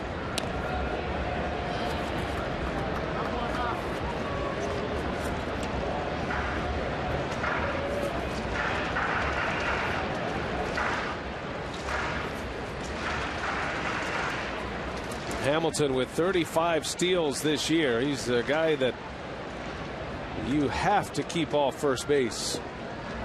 You can see Lowe's trying to attack him with a fastball inside. That's what you got to do to him. You can't allow him to get anything off speed up in the strike zone like he did the last time up. Of course, it was a mistake. That's not where it was supposed to be. But stay hard on his hands. Make him pull it. Make him pull the fastball. 1 ball, 2 strikes, and a swing and a miss. Down he goes. He put a fastball by him that time. Fooled him. Yeah, threw it right by him. Don't see him getting too many changeups the rest of the night, or probably the rest of the series. And that went off the plate. 2nd time he's gone down on strikes. And Loesch now has 7 Ks. 3 runs are in for Cincinnati on 6 hits. Frazier has 1 of those hits. He doubled off the wall in the 3rd. And Loesch straightens him up. I think everybody who's gotten a hit off Loesch has gotten a fastball under the chin the next time around. Or else it seems that way. It's keeping him off the outside corner. Right off the end of the bat. Overbay on the shift, and he boots it. The normally sure-handed Lyle Overbay commits an error that allows Frazier to reach. They have a relatively easy play, although it did have some funky spin on it.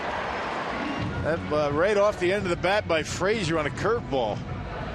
Fastball up and in, goes to the curveball, has some English on it. And that one comes up on Overbay and can't handle it.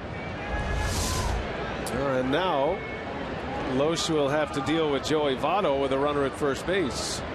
By the way, Loesch has 8 strikeouts. Let me correct myself there. Not 7. 8 punch-outs. He is 1 strikeout away from matching a season high.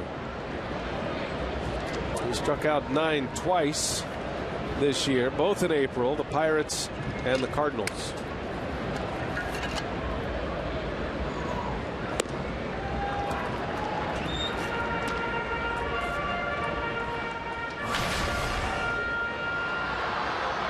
Votto trying to play through injury.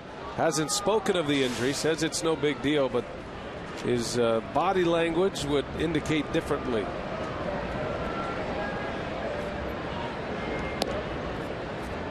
Now you have issues with the legs like he has. It's certainly going to affect your approach up at the plate. I mean, that solid foundation no longer there. And it looked like he was having a difficult time in the first inning when he struck out on a breaking pitch. Out in front, looked like he wasn't all that comfortable. So it kind of gives out on him when he's out in front. 3 balls and no strikes on Votto. And didn't have much behind his swing in the 3rd inning on a curveball. He's kind of all hands.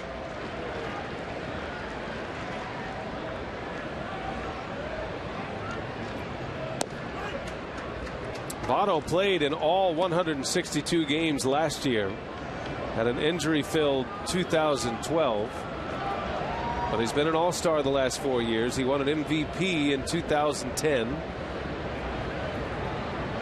And is an on-base machine for this Reds club. There's a drive down the left field line. Schaefer can't get it. Bounces off the wall. Frazier around third. They're going to send him home. Ramirez does not make a throw, and it's another RBI for the Reds. Votto with a double drives in Frazier, and it's 4-0.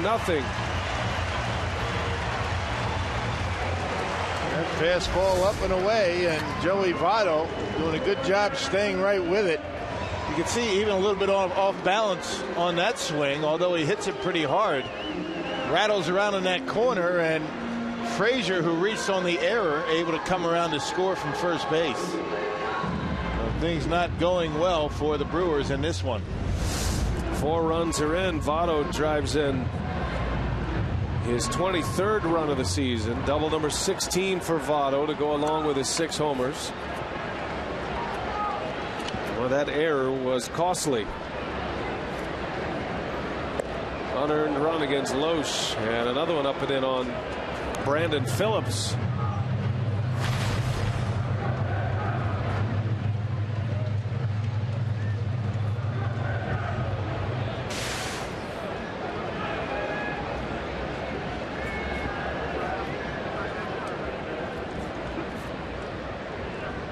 One out, Votto at second.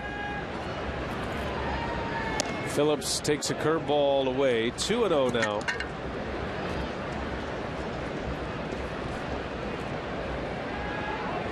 Loesch with 91 pitches in the 5th inning.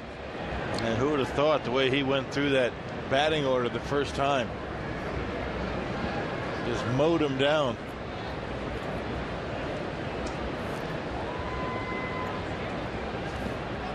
And now it's 3-0 on Brandon Phillips. It's all about making adjustments, and the Cincinnati Reds have done a bang-up job of that tonight. Did nothing first time through, and then ever since it's been very difficult for Kyle Loesch to not only get ahead in the count, but get outs, period.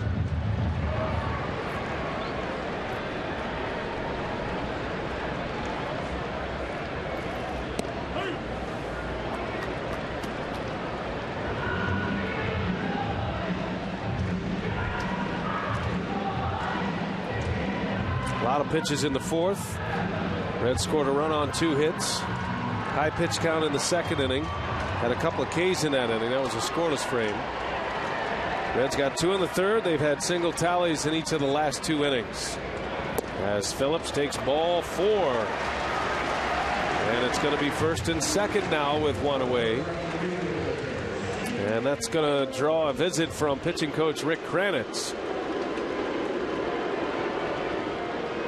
Now for Loesch, the last 13 at-bats by the Reds has produced 6 hits. So now he has that walk. 14 batters faced. 6 hits and a walk in the last 14. And some pretty hard hit balls as well. And that error, you know, with Todd Frazier at the plate, it could have been 2 outs and nobody on. But the error allowed the Reds to get a base runner, and Votto drove him in.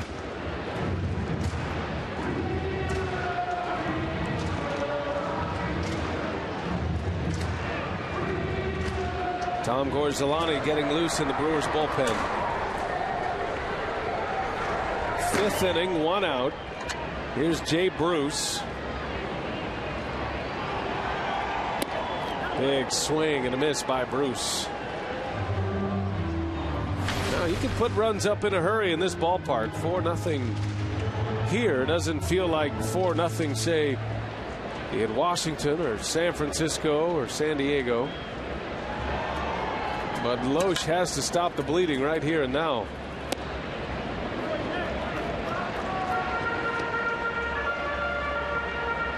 And just hasn't been able to hit his spots in the last couple of innings. Just missing off the corners and falling behind.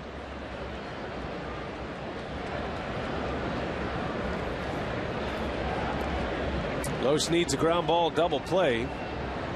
2 on, 1 out. There's a bouncer. Overbay backs up. He's got it. Throw to second for 1. Segura's throw to first is late. Loesch does a good job to knock it down. That saves a run. And Bruce will reach on a fielder's choice. 2 outs in the inning. Slow developing play as Overbay was playing deep and in the hole. Ball wouldn't hit all that hard off the hands.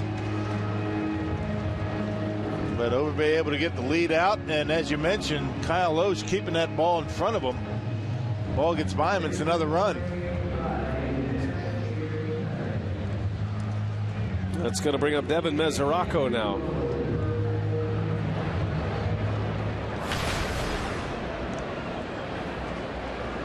Four nothing Cincinnati. Mesoraco doubled and scored in the 4th. Loesch struck him out in the 2nd inning.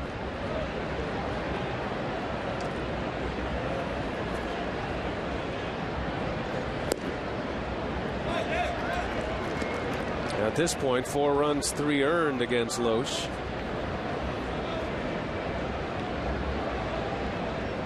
Loesch had that one blow-up game against the Pirates where he gave up 8 earned runs in 5 innings. Other than that, he has been pretty efficient with every start. And that was on June 6th, and still he had a .338 earned run average in June in 6 starts and a 3-1 record. That's how good he was every other time out.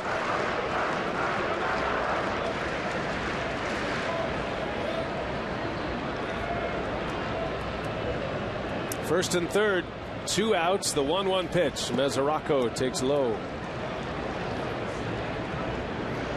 Loesch has been so consistent. He's only had 2 games where he's given up more than 3 earned runs. Gave up 4 against the Orioles. That was in late May, and then that 8 earned run game against Pittsburgh. His last start against the Rockies was terrific. 7 innings, 1 earned run in a no decision.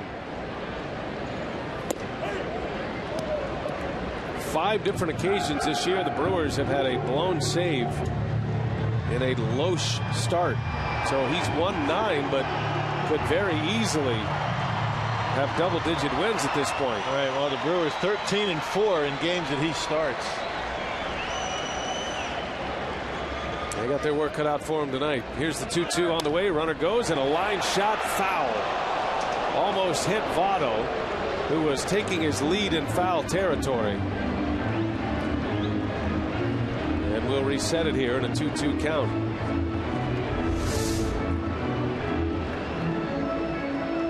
Not by much.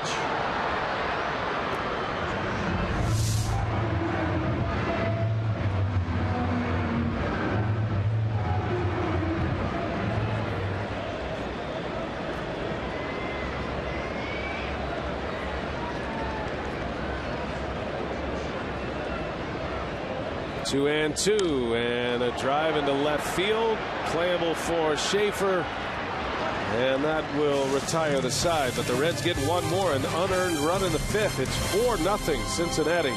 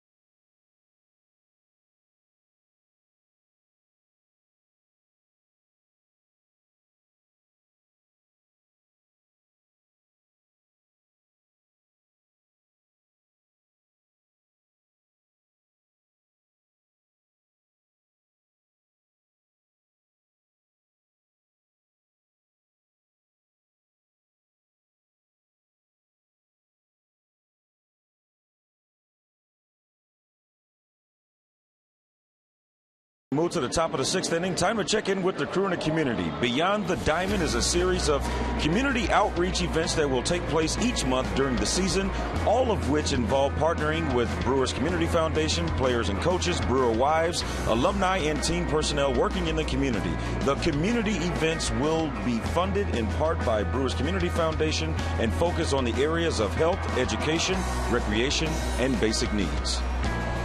All right, Telly, thanks. Here we go to the sixth inning from Great American Ballpark on a beautiful night for baseball. Brewers would like to get things going their way a little bit here. They're being shut out on a 3-hitter by Simon. Ryan Braun leads off and launches one into deep right center field. Hamilton is back, and he makes the catch. Billy Hamilton fetches one in the alley. He just outruns a baseball. It's as simple as that. That's how fast he is. I mean, his jumps aren't all that great. He hasn't been in the outfield all that long, but you see a little bit of a delay, but look how fast he is. Gets there, knows exactly where he is on that warning track, and makes it look easy.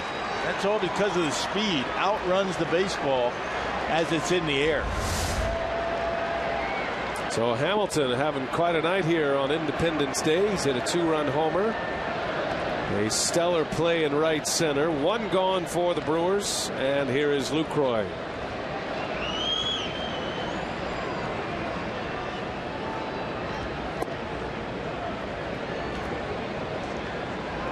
Lucroy with an infield hit in the first. He flew out to right his last time up. The Brewers had some chances in those first 3 innings with runners in scoring position, unable to cash in though. Trying to break the seal here in the sixth.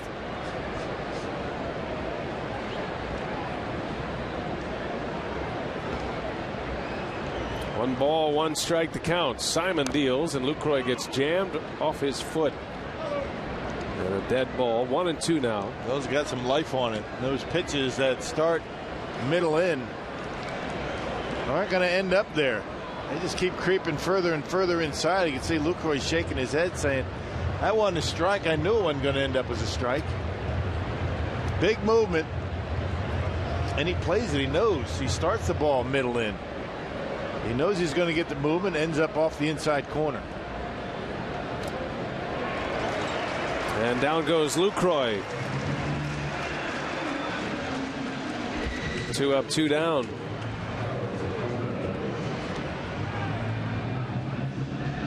Hey, the Brewers break out the ball and glove logo next Friday, July 11th, when they wear the retro uniforms against the Cardinals, and all fans will get a free Brewers retro t-shirt courtesy of Hupy and Abraham. Call 414-902-4000 or go to brewers.com today. Carlos Gomez with 2 away. Gomez is 0 for 2. He lined out to right with Lucroy at second base. That was in the first inning, and that's a shot to short right at Cozart. And the throw is in time for the out. I think he caught that one in the air. Either way, he's out. Inning over. 3 up, 3 down for Simon.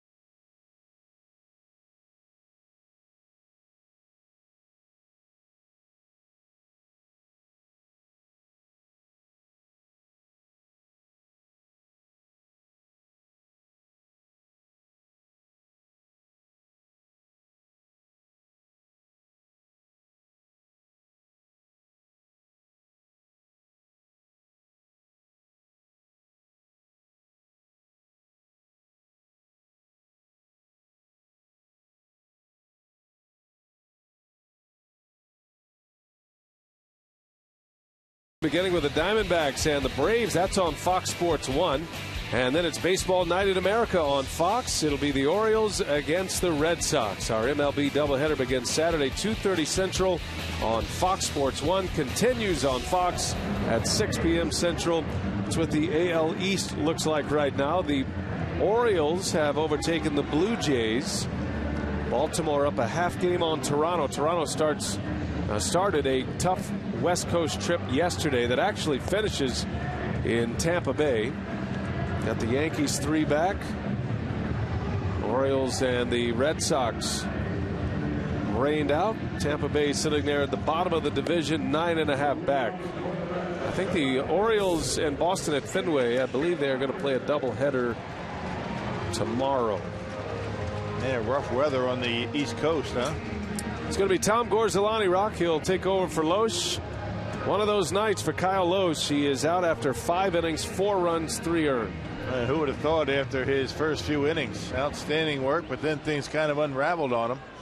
Gorzolani started the season on the disabled list, recovering from off-season shoulder surgery. Last pitched on Sunday against the Rockies and tossed 2 scoreless innings. He looked good in doing it as well. So his first appearance on this road trip.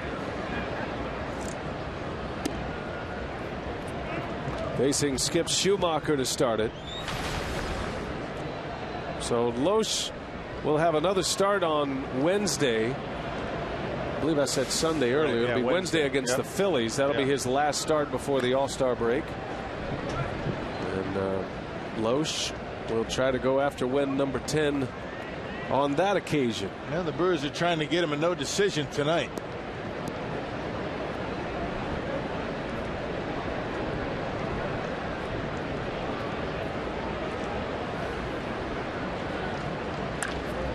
Bouncing ball through for a base hit. Skip Schumacher with a couple of hits tonight. So he doubled in the fourth off Loesch. Now he singles off Gorzelani. And a man on for Zach Cozart.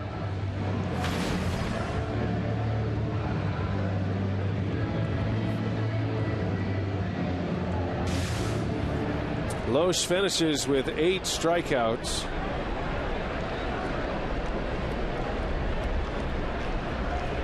But had to grind his way through 5 innings. There's a swing and a miss by Cozart.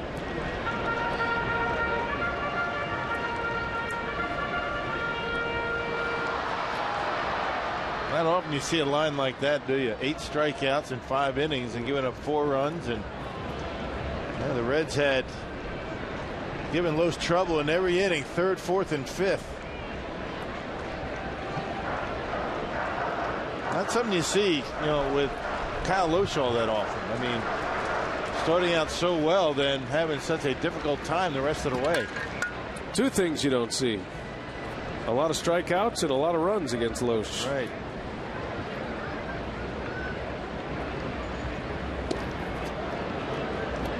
No balls, 2 strikes on Cozart. It's been a down year offensively for Cozart as well. It's a lot like Gene Segura in that regard. The Reds know he is their shortstop of the future. He's been that way. He's been a great defensive shortstop. So any offense you get is a bonus. Teams don't have that luxury these days. I mean, you got to be able to swing the bat to be a starter in the big leagues. He is a slick fielding shortstop, though. He's only committed 5 errors. He's more than held his own offensively. Had 12 home runs last year, career high 63 RBIs. The year before he had 15 home runs. He has struggled offensively this year.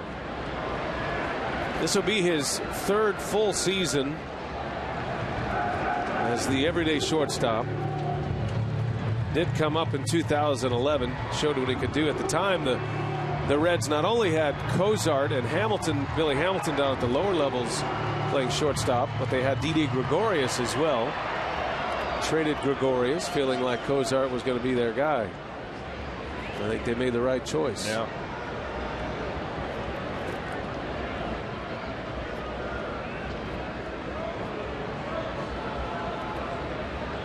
Former 2nd rounder by the Reds in 07.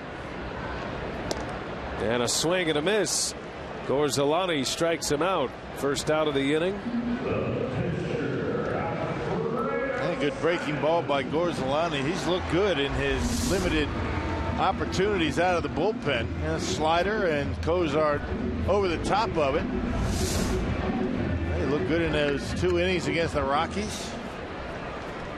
Fastball is looking like it's in pretty good shape for Gorzelani. You'd figure he's going to continue to get more and more important innings out of that pen. Simon tries to bunt the runner over, a foul ball.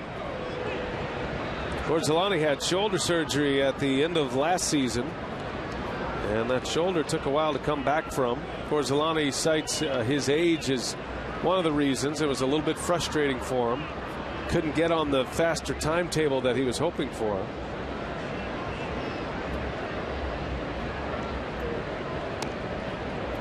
Started the year on the DL. The thought was in spring training that Gorzelani would probably miss the first month of the season, but he didn't return to the active roster until June 14th. And had to go through a long minor league rehab.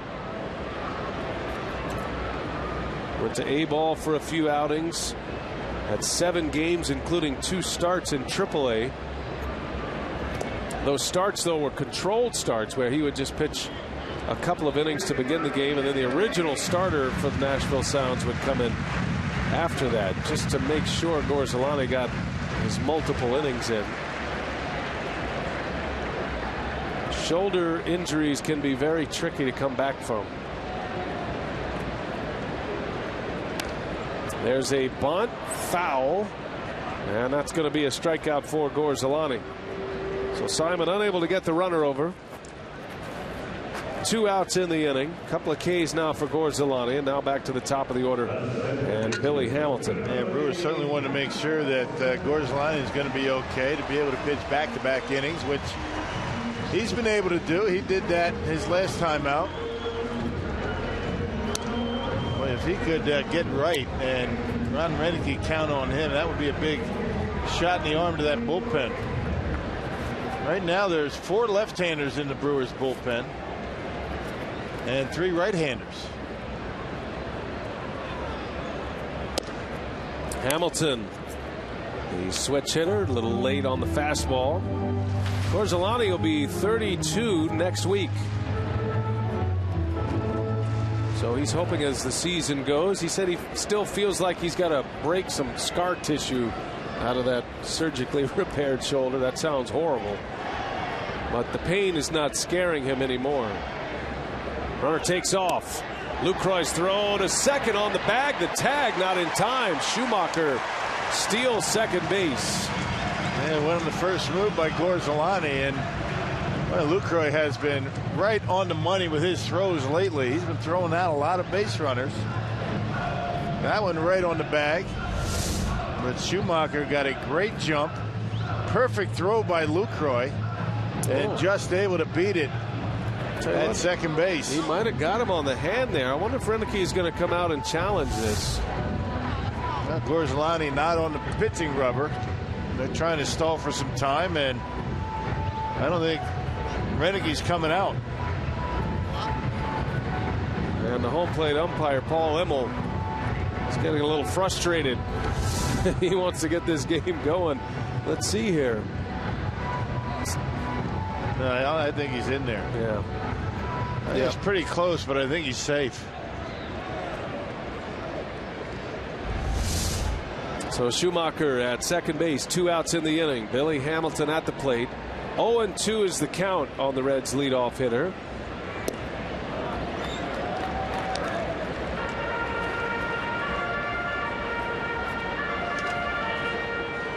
Hamilton, as a right-handed batter, is hitting just .233. Much better as a lefty. And down he goes on strikes. So Hamilton strikes out for the 3rd time. Gorzelani works a scoreless 6th inning.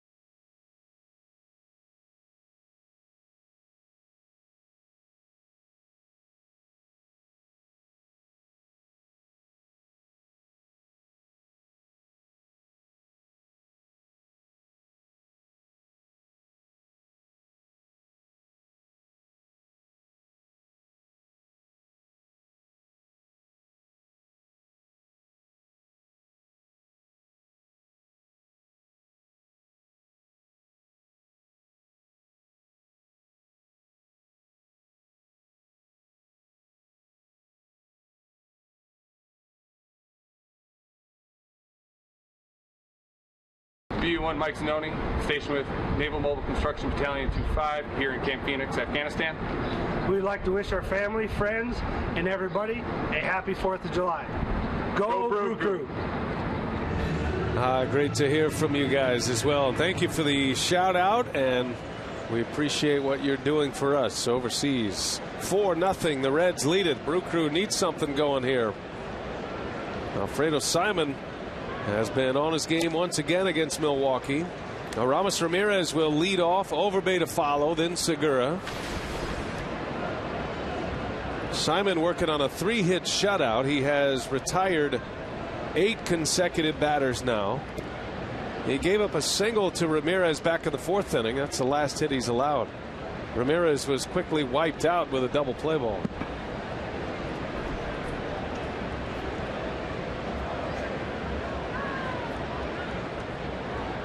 Simon pitching like an all-star once again, looking for his 11th win of the year. If he wins tonight, he will join Zach Greinke and Adam Wainwright at the top of the National League wins leaderboard. Wainwright won yesterday. Not bad for a fill-in 5th starter, huh? That's right. Well, they've got quite a find here in Simon. You never know. I mean, you throw a guy out there, you never know what kind of impact he's going to have or get an opportunity to show what he can do as a starting pitcher. He has been a nice surprise for this Cincinnati Reds ball club. They got some pretty good starters here. I mean, if you think about it, I mean, you got Cueto. Matt Latos is back. Homer Bailey, tomorrow's starter. Now Brian Price, a former pitching coach, as Ramirez is hit by a pitch. So he got him with a 1-2 count.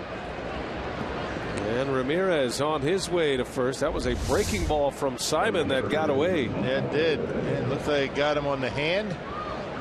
Shaking a top hand right there.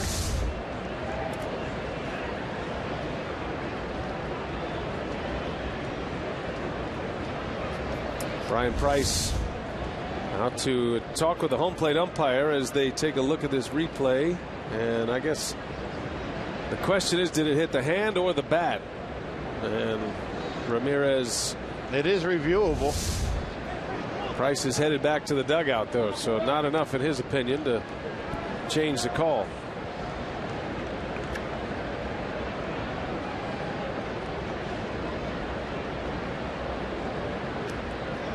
The Brewers need a quick one here. They need something to let Simon know they're here offensively.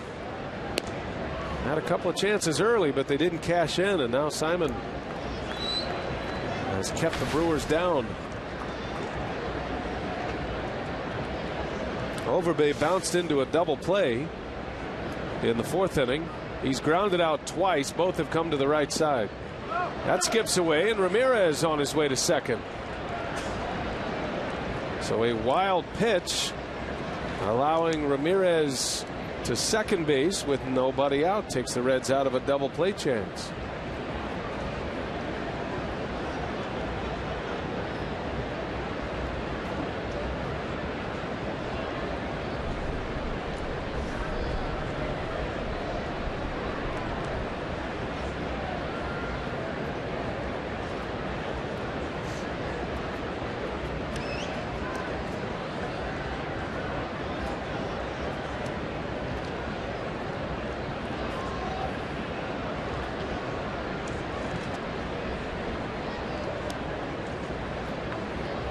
To Overbay, lined into right field, a base hit. Bruce up with it, strong throwing arm. Ramirez to third, Overbay with a single, and the Brew Crew with 2 on to start the 7th inning. Well, you don't want to be taking any chances trying to send a runner down by 4, particularly with Jay Bruce out there. 2-0 fastball from Simon, and Overbay able to center on it and hit it hard into right. That's one of the hardest hit baseballs tonight for the Brewers.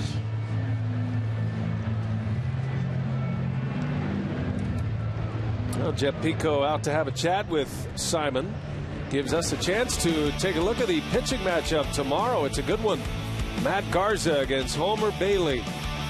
And note the airtime, 2:30 on Fox Sports Wisconsin. Our Miller Lite What's on Tap. Game 2 of this 3-game series with the Cincinnati Reds, a series that will conclude on Sunday. Yeah, Homer Bailey's got a career earned run average at 5.24 against the Brewers and a 4-7 record. But he's pitched much better against the Brewers lately. Pico maybe buying a little time for the Cincinnati bullpen. Familiar face down there, and Manny Parra, the left-hander, getting loose. Jumbo Diaz is the right-hander. Reds have had some trouble in their relief corps leading up to Aroldis Chapman.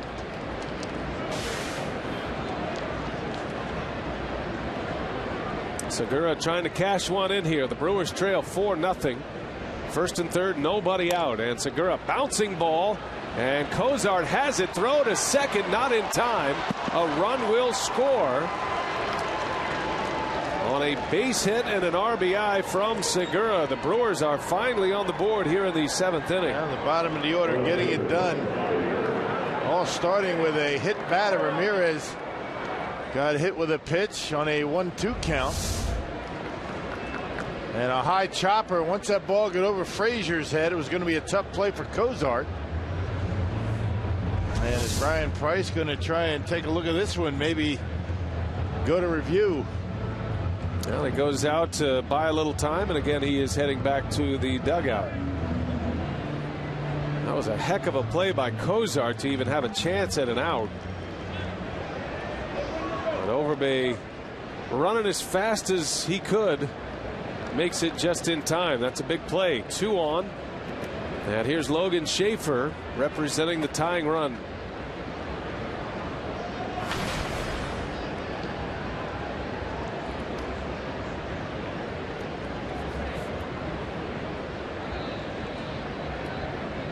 A hit batter and back-to-back singles for the Brew Crew as Schaefer shows bunt. That'll be a strike on Schaefer. Bunted right through it. And just the idea of the bunt, that's what helped Segura get that base hit. And Frazier in, bounced it over his head, and once it got over his head, it was a tough play for Cozart. So sometimes just showing bunt, like Segura did earlier in the game, that can help you out later on. Pitcher spot due up next. Ricky Weeks moving into the on-deck circle.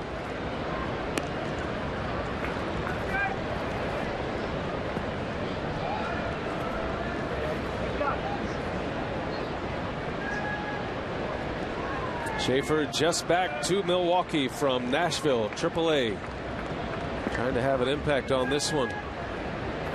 Arrived late.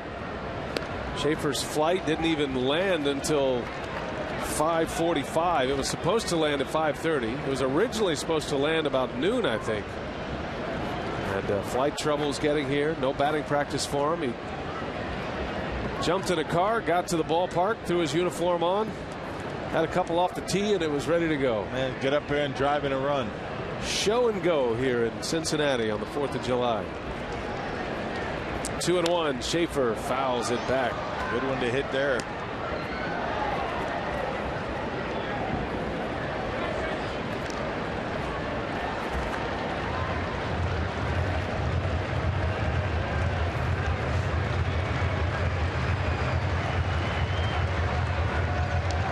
Overbay with a clean single to right. Segura with that chopper to the left side. Weeks will be next.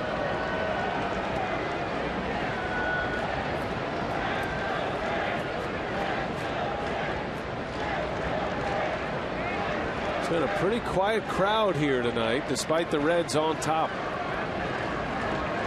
Schaefer leans out on one to stay alive. It's a sellout, standing room only. Waiting for the fireworks show. The game is only part of the story today on the 4th of July in the Queen City. Who's looking for some fireworks?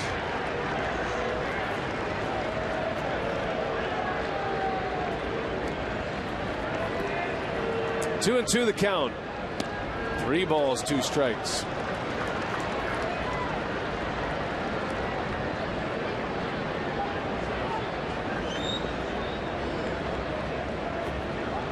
Simon pitching in the 7th inning. You wonder if this will be his last hitter if he doesn't retire Schaefer. Brian Price does have a right-hander ready in the bullpen. Jumbo Diaz.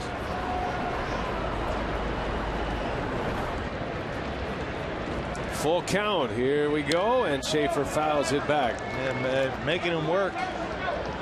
Everything to Schaefer's been away in this at bat.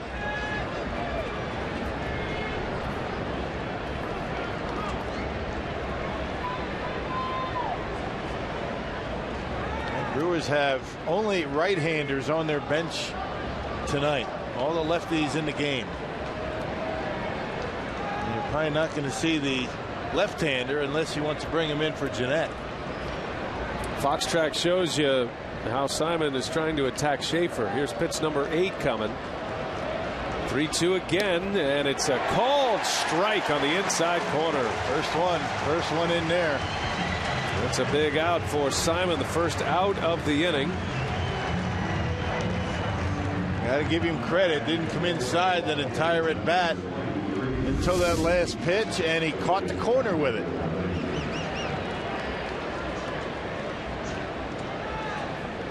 Fox Tracks had it in there. Good pitch. Now Renicky is going to call on his bench now in the 7th inning. Here's Ricky Weeks.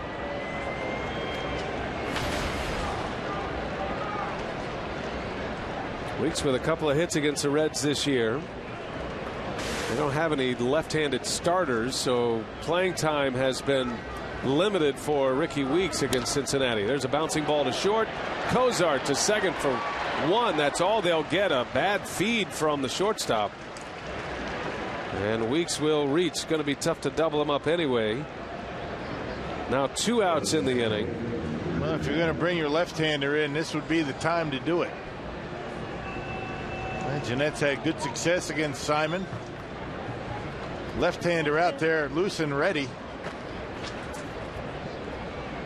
And he's going to leave him out there.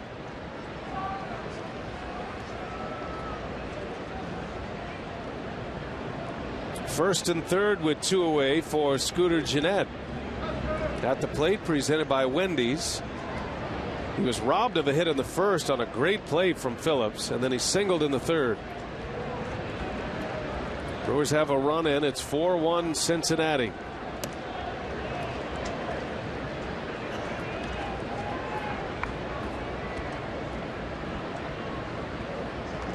Jeanette has homered twice in his career. 2 of his 12 home runs have come against Alfredo Simon, including one earlier this year back on May 4th. Little jam shot right center, and that is going to retire the side, and the Brewers leave 2 more. They just cannot get the big hit. Now it's Independence Day, and we turn it over to the public address announcer, Joe Zerhusen. Great American Ballpark's presentation of God Bless America. Enjoy. On this 4th of July holiday, Major League Baseball, the Reds and the Brewers salute the men and women of our armed forces, as well as those who serve to protect in our local police and fire departments. At this time, please help us honor these brave men and women and all our veterans of service as we welcome Heather Rausch, joining us on behalf of the USO and Military Appreciation Day for a special performance of God Bless America. God bless America, land that I love. Stand beside her and guide her through the night with a light from above. From the mountains to the prairies to the oceans white with foam. God bless America, my home, sweet home. God bless America, my home, sweet home.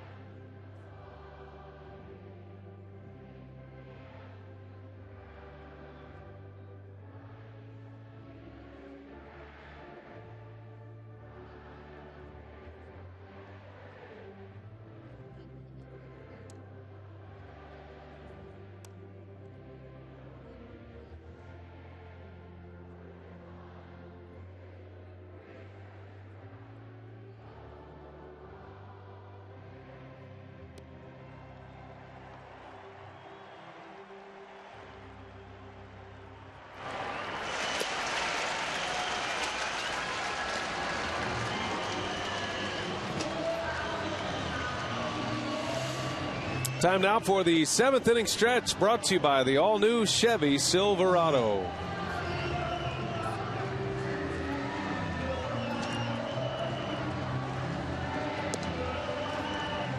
Part of the sellout crowd here tonight. A lot of Brewers fans in attendance. Not a whole lot to cheer about for the Brew Crew so far on a beautiful night for baseball.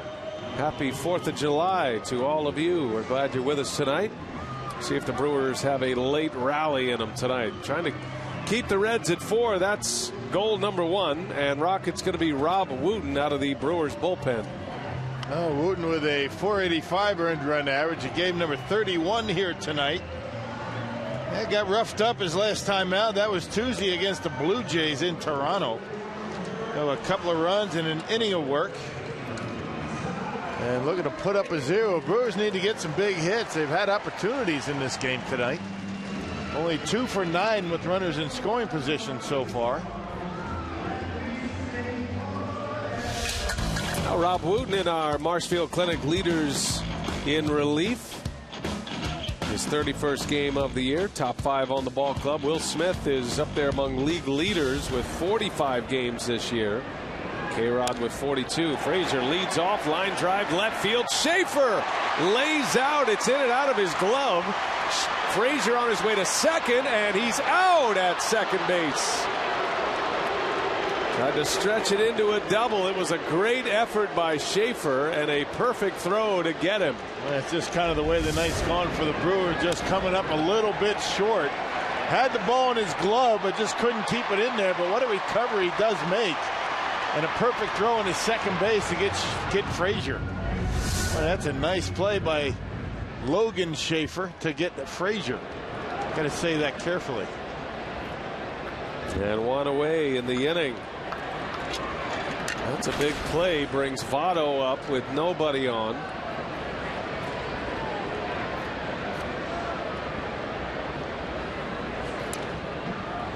Looking ahead to the Brewers' 8th. They're going to have Braun, Lucroy, and Gomez coming up. Game becomes a little bit shorter when you have Aroldis Chapman down in that bullpen. So got to put up a 0 here. Get some runs on the board because it's difficult, to say the least, against Chapman. One of the most dominant closers in the league.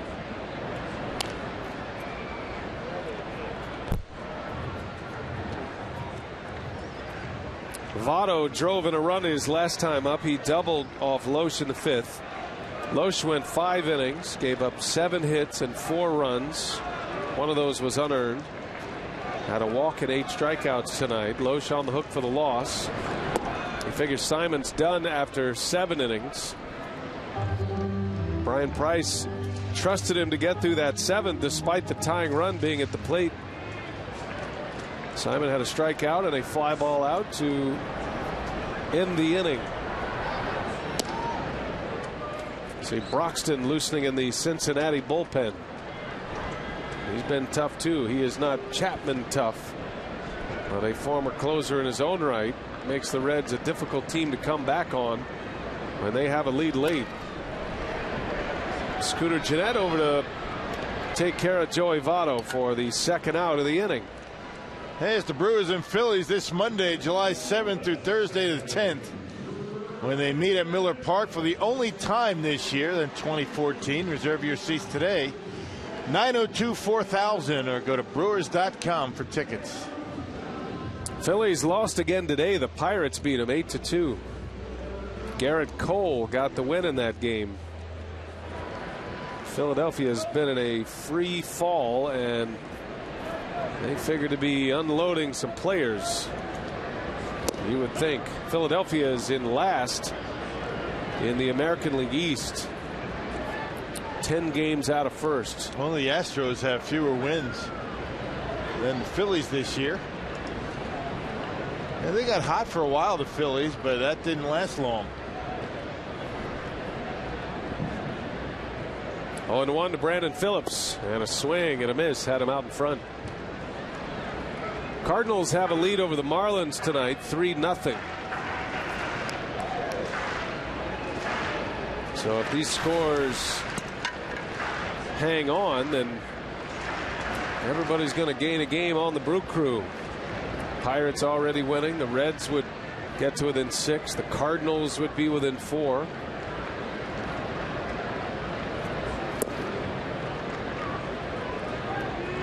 You just got to weather the storm. You just got to keep grinding it out, waiting for the offense to get going again.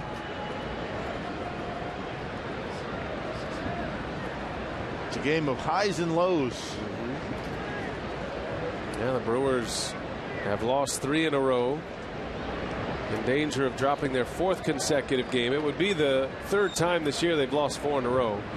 But they haven't had those long losing streaks, those 7, 8, 9 game losing streaks. Those are the ones that do you in. Yeah. That's what the Giants went through when they gave up their 9.5 game lead in the National League West.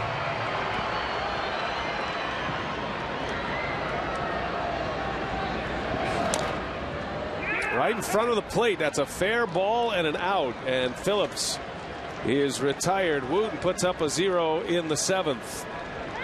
2, 3, and 4 coming up. The Brewers are down 3. They need to get something going here on the 4th of July. Braun, Lucroy, Gomez will start it.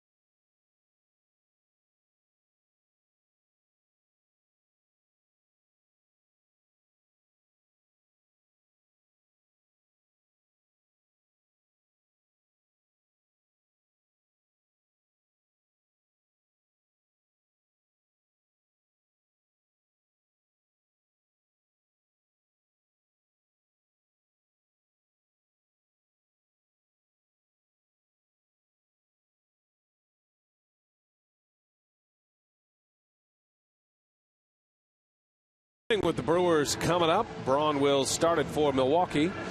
Well, Carlos Gomez says this Brewers team, the best he's ever been on, including the 2011 playoff team.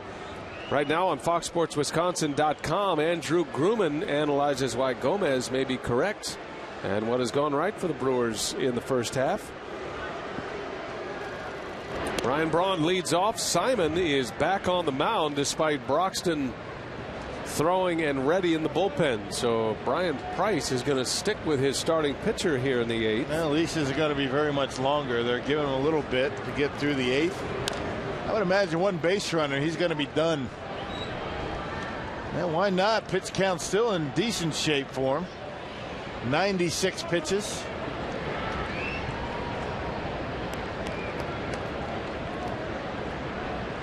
He threw 80 his last time out.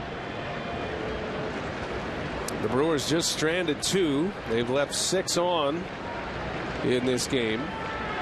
And the 0-2 is down and away. 1 ball, 2 strikes on Ryan Braun. Speaking of Gomez, Braun's been politicking for Gomez to make it to the home run derby. He was talking to Troy Tulowitzki, who's the home run derby captain, and will be choosing his home run derby roster in the National League. Trying to make the pitch for Gomez. Wouldn't be a bad selection. Braun with a 1-hopper to short. Cozart makes the play for out number 1.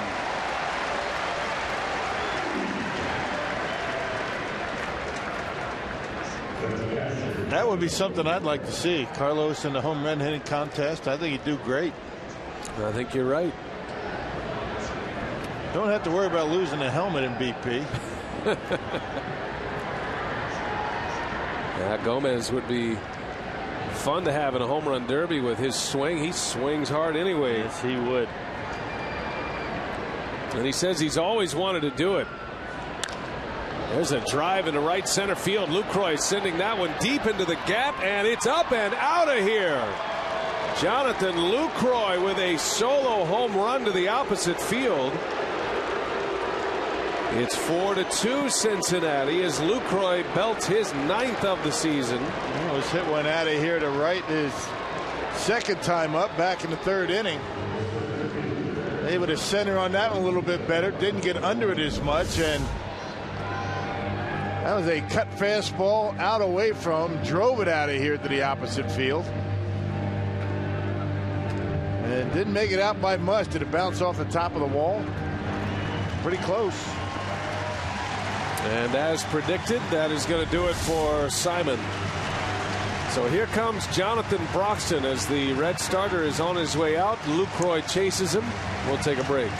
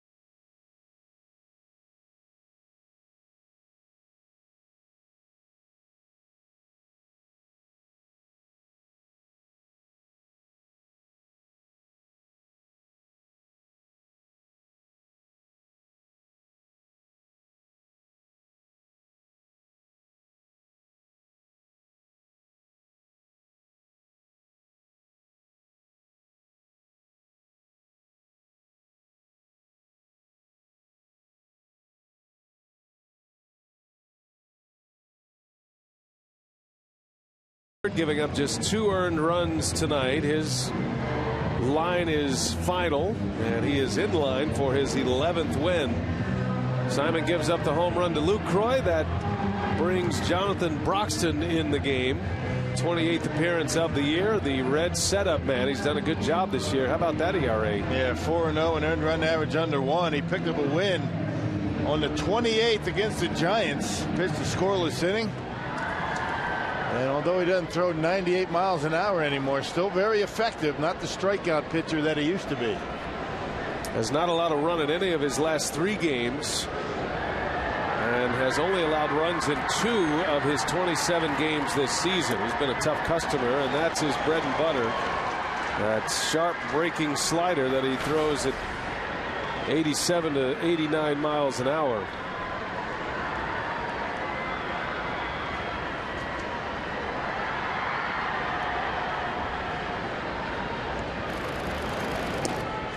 Broxton saved 5 of the first 6 opportunities for the Reds, while Chapman was on the disabled list.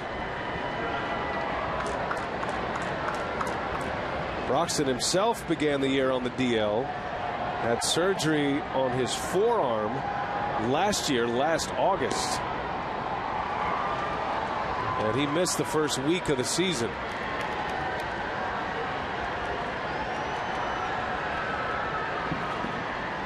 It's been a while since he's pitched, though. Hasn't pitched since Saturday, huh? Yeah, 28th. That was a scoreless inning against the Giants. 2-1 to Gomez.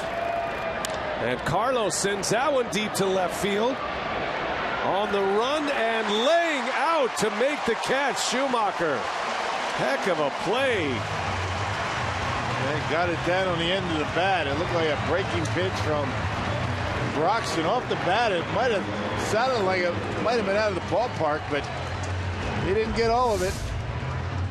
That ball kept hooking away from Schumacher, who ended up having to make a diving catch down there in the corner. Yep, right down on the end of the bat. Well, a great catch in deep left by Skip Schumacher. Well, that's the way the night has gone for the Brewers. They've had a number of lineouts. Gomez himself has lined out 3 times tonight. He's 0 for 4. So 2 outs. Here is Ramirez. Brewers down 4-2 in the 8th.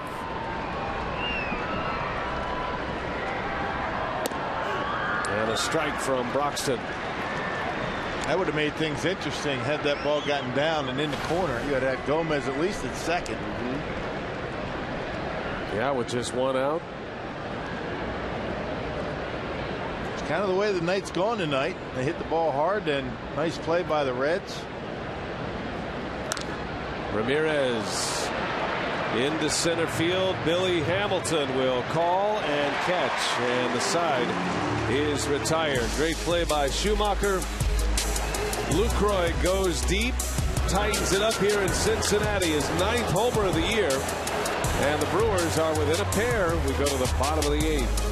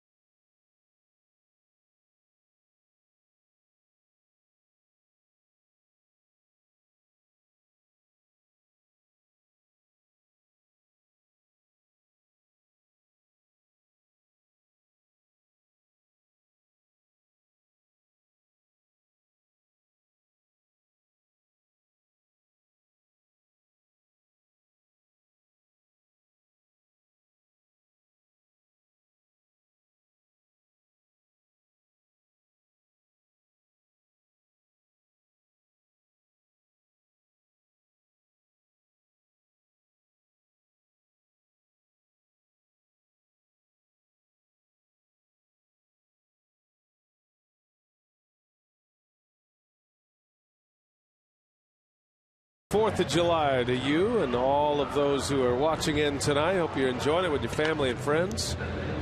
It is 4-2. It's been a good ball game tonight. The Brewers haven't had much go their way this evening, but they are within striking distance of the Reds. Zach Duke trying to keep it that way as he enters the game for the bottom of the 8th. Cincinnati coming up. It'll be Jay Bruce to start it. Duke last pitched on Wednesday against the Blue Jays. Pitched a scoreless inning, including a strikeout, and stranded 2 inherited base runners. Duke has been outstanding this year, stranding all but 5 of 21 inherited runners. Looking to start this inning and put up a 40th appearance, a 4-0 record, and a 134 earned run average. Here's Jay Bruce. He'll be followed by Mesoraco, and then another lefty Schumacher, and a big swing and a miss by Bruce.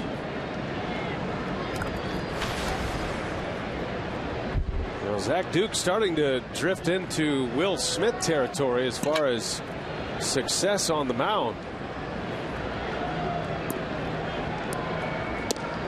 slings one in sidearm. 1 ball, 1 strike. Duke has not allowed more than 2 earned runs in a single month. Gave up just 1 earned run in the month of June.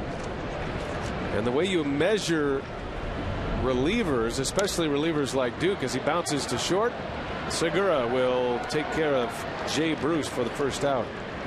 You measure inherited runners stranded, and Zach Duke has left a boatload of inherited runners on base. And has been almost as good against right-handed batters as lefties. Coming in, right-handers hitting at a 225 clip, left-handers 195. So he hasn't given up much. Those are the splits for Zach Duke. 1 gone in the 8th inning. Mesoraco at the plate takes a ball. Duke has only allowed 5 inherited runners to score. Now he's starting this inning clean. But he's been coming into some big spots with runners on base, and Renicky has not been afraid to let him stick with it with a right-handed batter coming up. For example, in this inning with Bruce the lefty and Schumacher a lefty due up next. Renicky's comfortable with him pitching against a right-hander in Mesoraco. I think when the year started, they thought Duke was going to be solely a situational left-hander. He was going to be the guy that got the big lefty out in a key spot, but he's emerged as much more than that. And what's unusual about his success against right-handers is the arm angle. Right-handers normally pick the baseball up very soon when you have that sidearm delivery, but he's had such good location of all of his pitches. The way to right-handers, that back foot slider has been very good.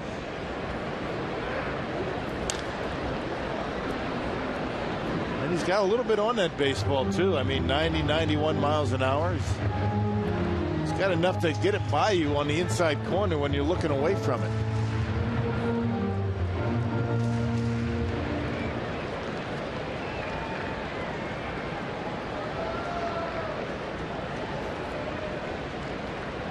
Full count, 1 out, and a swing and a miss. He struck him out. That slow breaking ball from Zach Duke, and 2 gone in the inning. Key to that pitch, keeping it down and in. You leave it upstairs, and that becomes a very hittable pitch. He'll sink that fastball on the outside corner with right-hander. He'll four-seam it. He'll zip it in on your hands, and then he'll drop that slider on you. Now the Brewers pitching staff tonight has 12 strikeouts against the Reds. Loesch had 8. Gorzelani struck out the side in the 6th inning. And now Duke with a K facing Schumacher in there for a strike. 1-1 the count.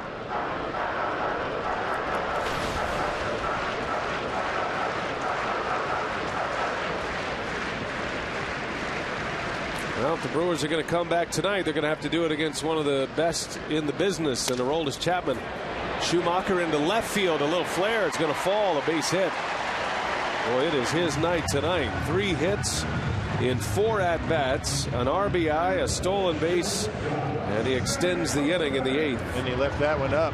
Zach left that one up in his zone, allowing Schumacher to get a bat on it. Didn't hit it hard, but dumped it into left.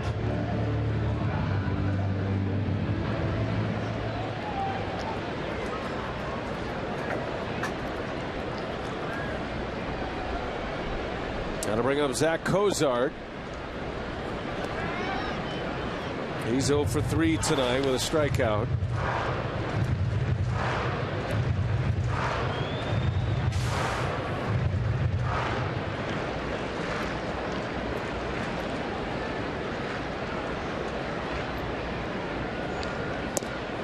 And a strike outside corner. That's been a friendly spot tonight for home plate umpire Paul Immel.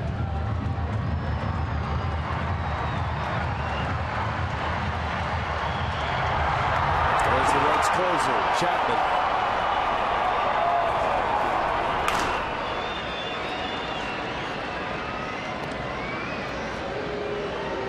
Elsewhere in the division tonight, the Cubs beat the Nationals earlier today. Pirates beat the Phillies. St. Louis is leading Miami 3-0 in the 8th inning. And the Reds lead here 4-2. There's a swing and a miss. 1 ball, 2 strikes. This could be a day where everybody in the division picks up a game on the Brew Crew. And the division's starting to get hot right now. Yeah. Even the Cubs are on a great run.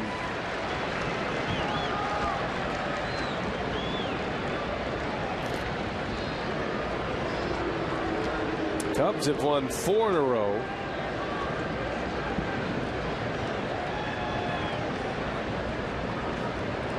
If the Cardinals hang on to win, they'll have won 3 straight. The 1-2, and he pulls it foul. Count stays at a ball and 2 strikes. When you think about it, the Brewers have been on a good run just about all season. I mean, to expect them to continue to win at the pace that they had been winning is somewhat unrealistic. You're going to go through spells when you're not winning games. Just got to grind it out. You got to fight through it.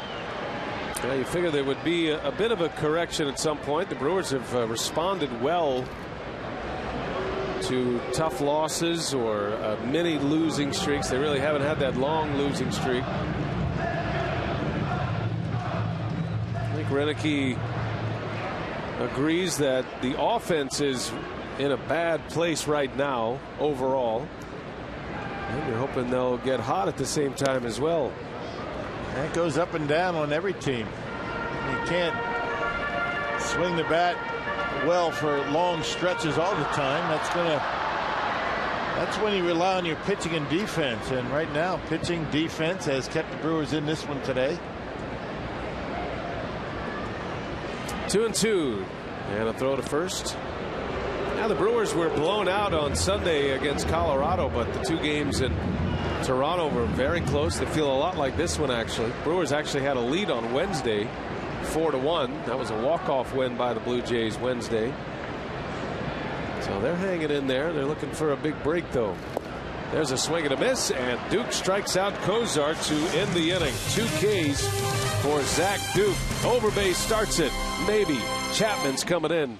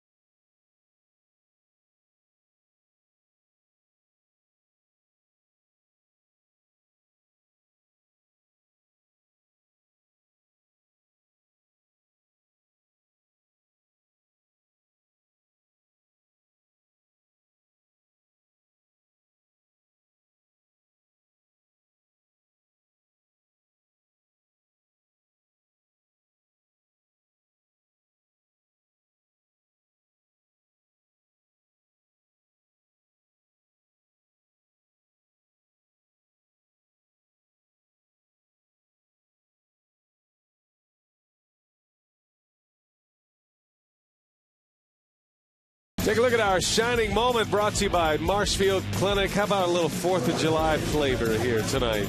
Stars and Stripes.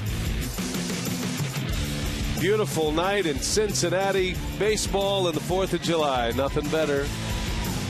Glad to be here with you, and we're glad you're with us. Let's see if the Brewers have a little 4th of July magic against the Cuban left-hander Aroldis Chapman, who has entered the game, one of the premier closers, 16 of 18 in saves this year. Chapman out there to try to protect a 2-run lead. The Brewers will have a pinch hitter, it looks like, to start the inning, and they are at the bottom of their order. And last time Matty blew a save, although the Giants, or I should say the Reds, ended up winning the ball game in San Francisco. That was on the 28th. Gave up a run, a couple of hits in an inning of work. And you see the numbers for Aroldis Chapman, 46 strikeouts in a little shy of 24 innings of work. And only 8 walks to go along with those 46 Ks. Almost 2 an inning. So Jeff Bianchi will pinch hit for Overbay. Overbay finishes 1 for 3. And Bianchi will try to start it off for the Crew. He's got Segura to follow. And then you'd probably see a pinch hitter for Logan Schaefer after that. Try to get as many right-handers as you can. The Brewers would love to get to the top of the order somehow.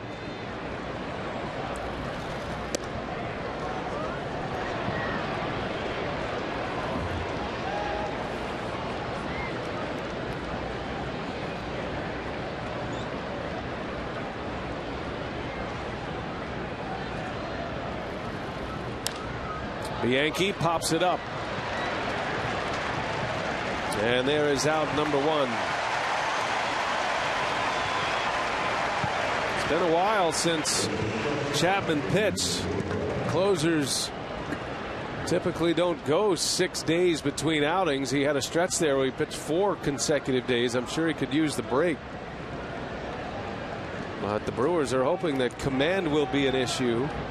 That was that blown save against San Francisco through 31 pitches in that inning against the Giants.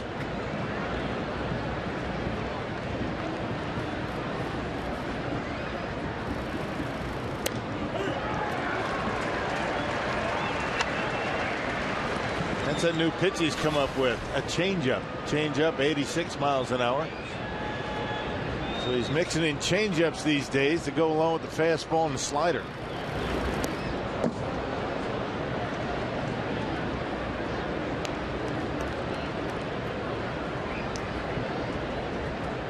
Reds made some news a couple of weeks ago, signing another Cuban defector. A highly paid Cuban pitcher, Raciel Iglesias. Signed him to a 7-year, $27 million deal. As Segura turns that one around, foul.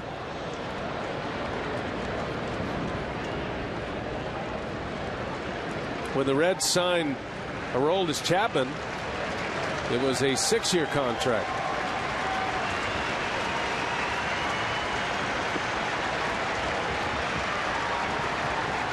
One ball, 2 strikes, a count on Segura. Inside, 2-2. That first fastball has given him 99. Still getting loose.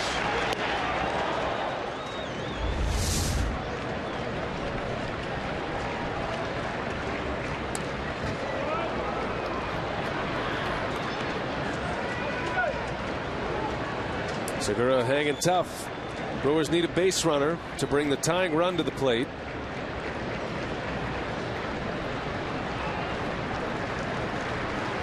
Mark Reynolds would hit next for Logan Schaefer.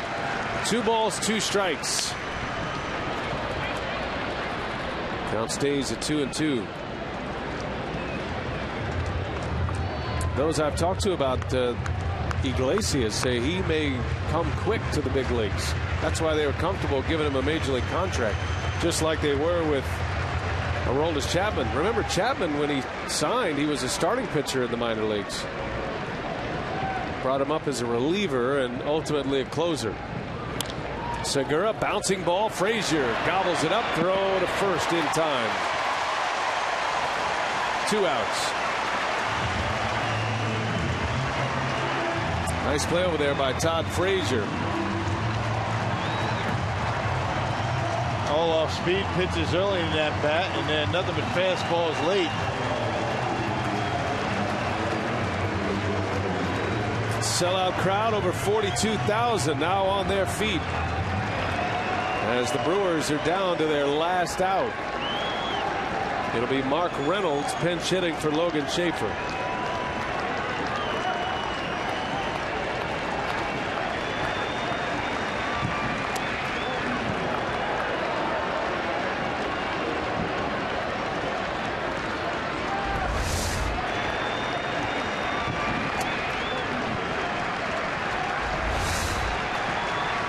Got a break on the call. 1-1 to count.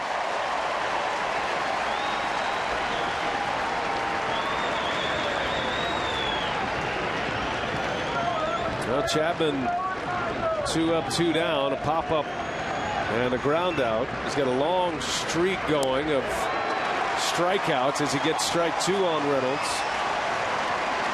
Dating back to last season, Chapman has recorded at least 1 strikeout in each of his last 35 appearances. It's the longest streak active in the major leagues. Bruce Sutter has the longest ever. And there it is. He could add 1 to it. The game is over. Chapman has his streak. And the Reds win 4-2 in this opener of a 3-game series. And the Brewers just cannot find an answer to the Cincinnati Reds this year. They've lost 6 of 8 this season. And everybody picking up a game on the Brewers tonight. Time now for Brewers Live. We check in with Jeff Grayson in our Fox Sports Wisconsin studio.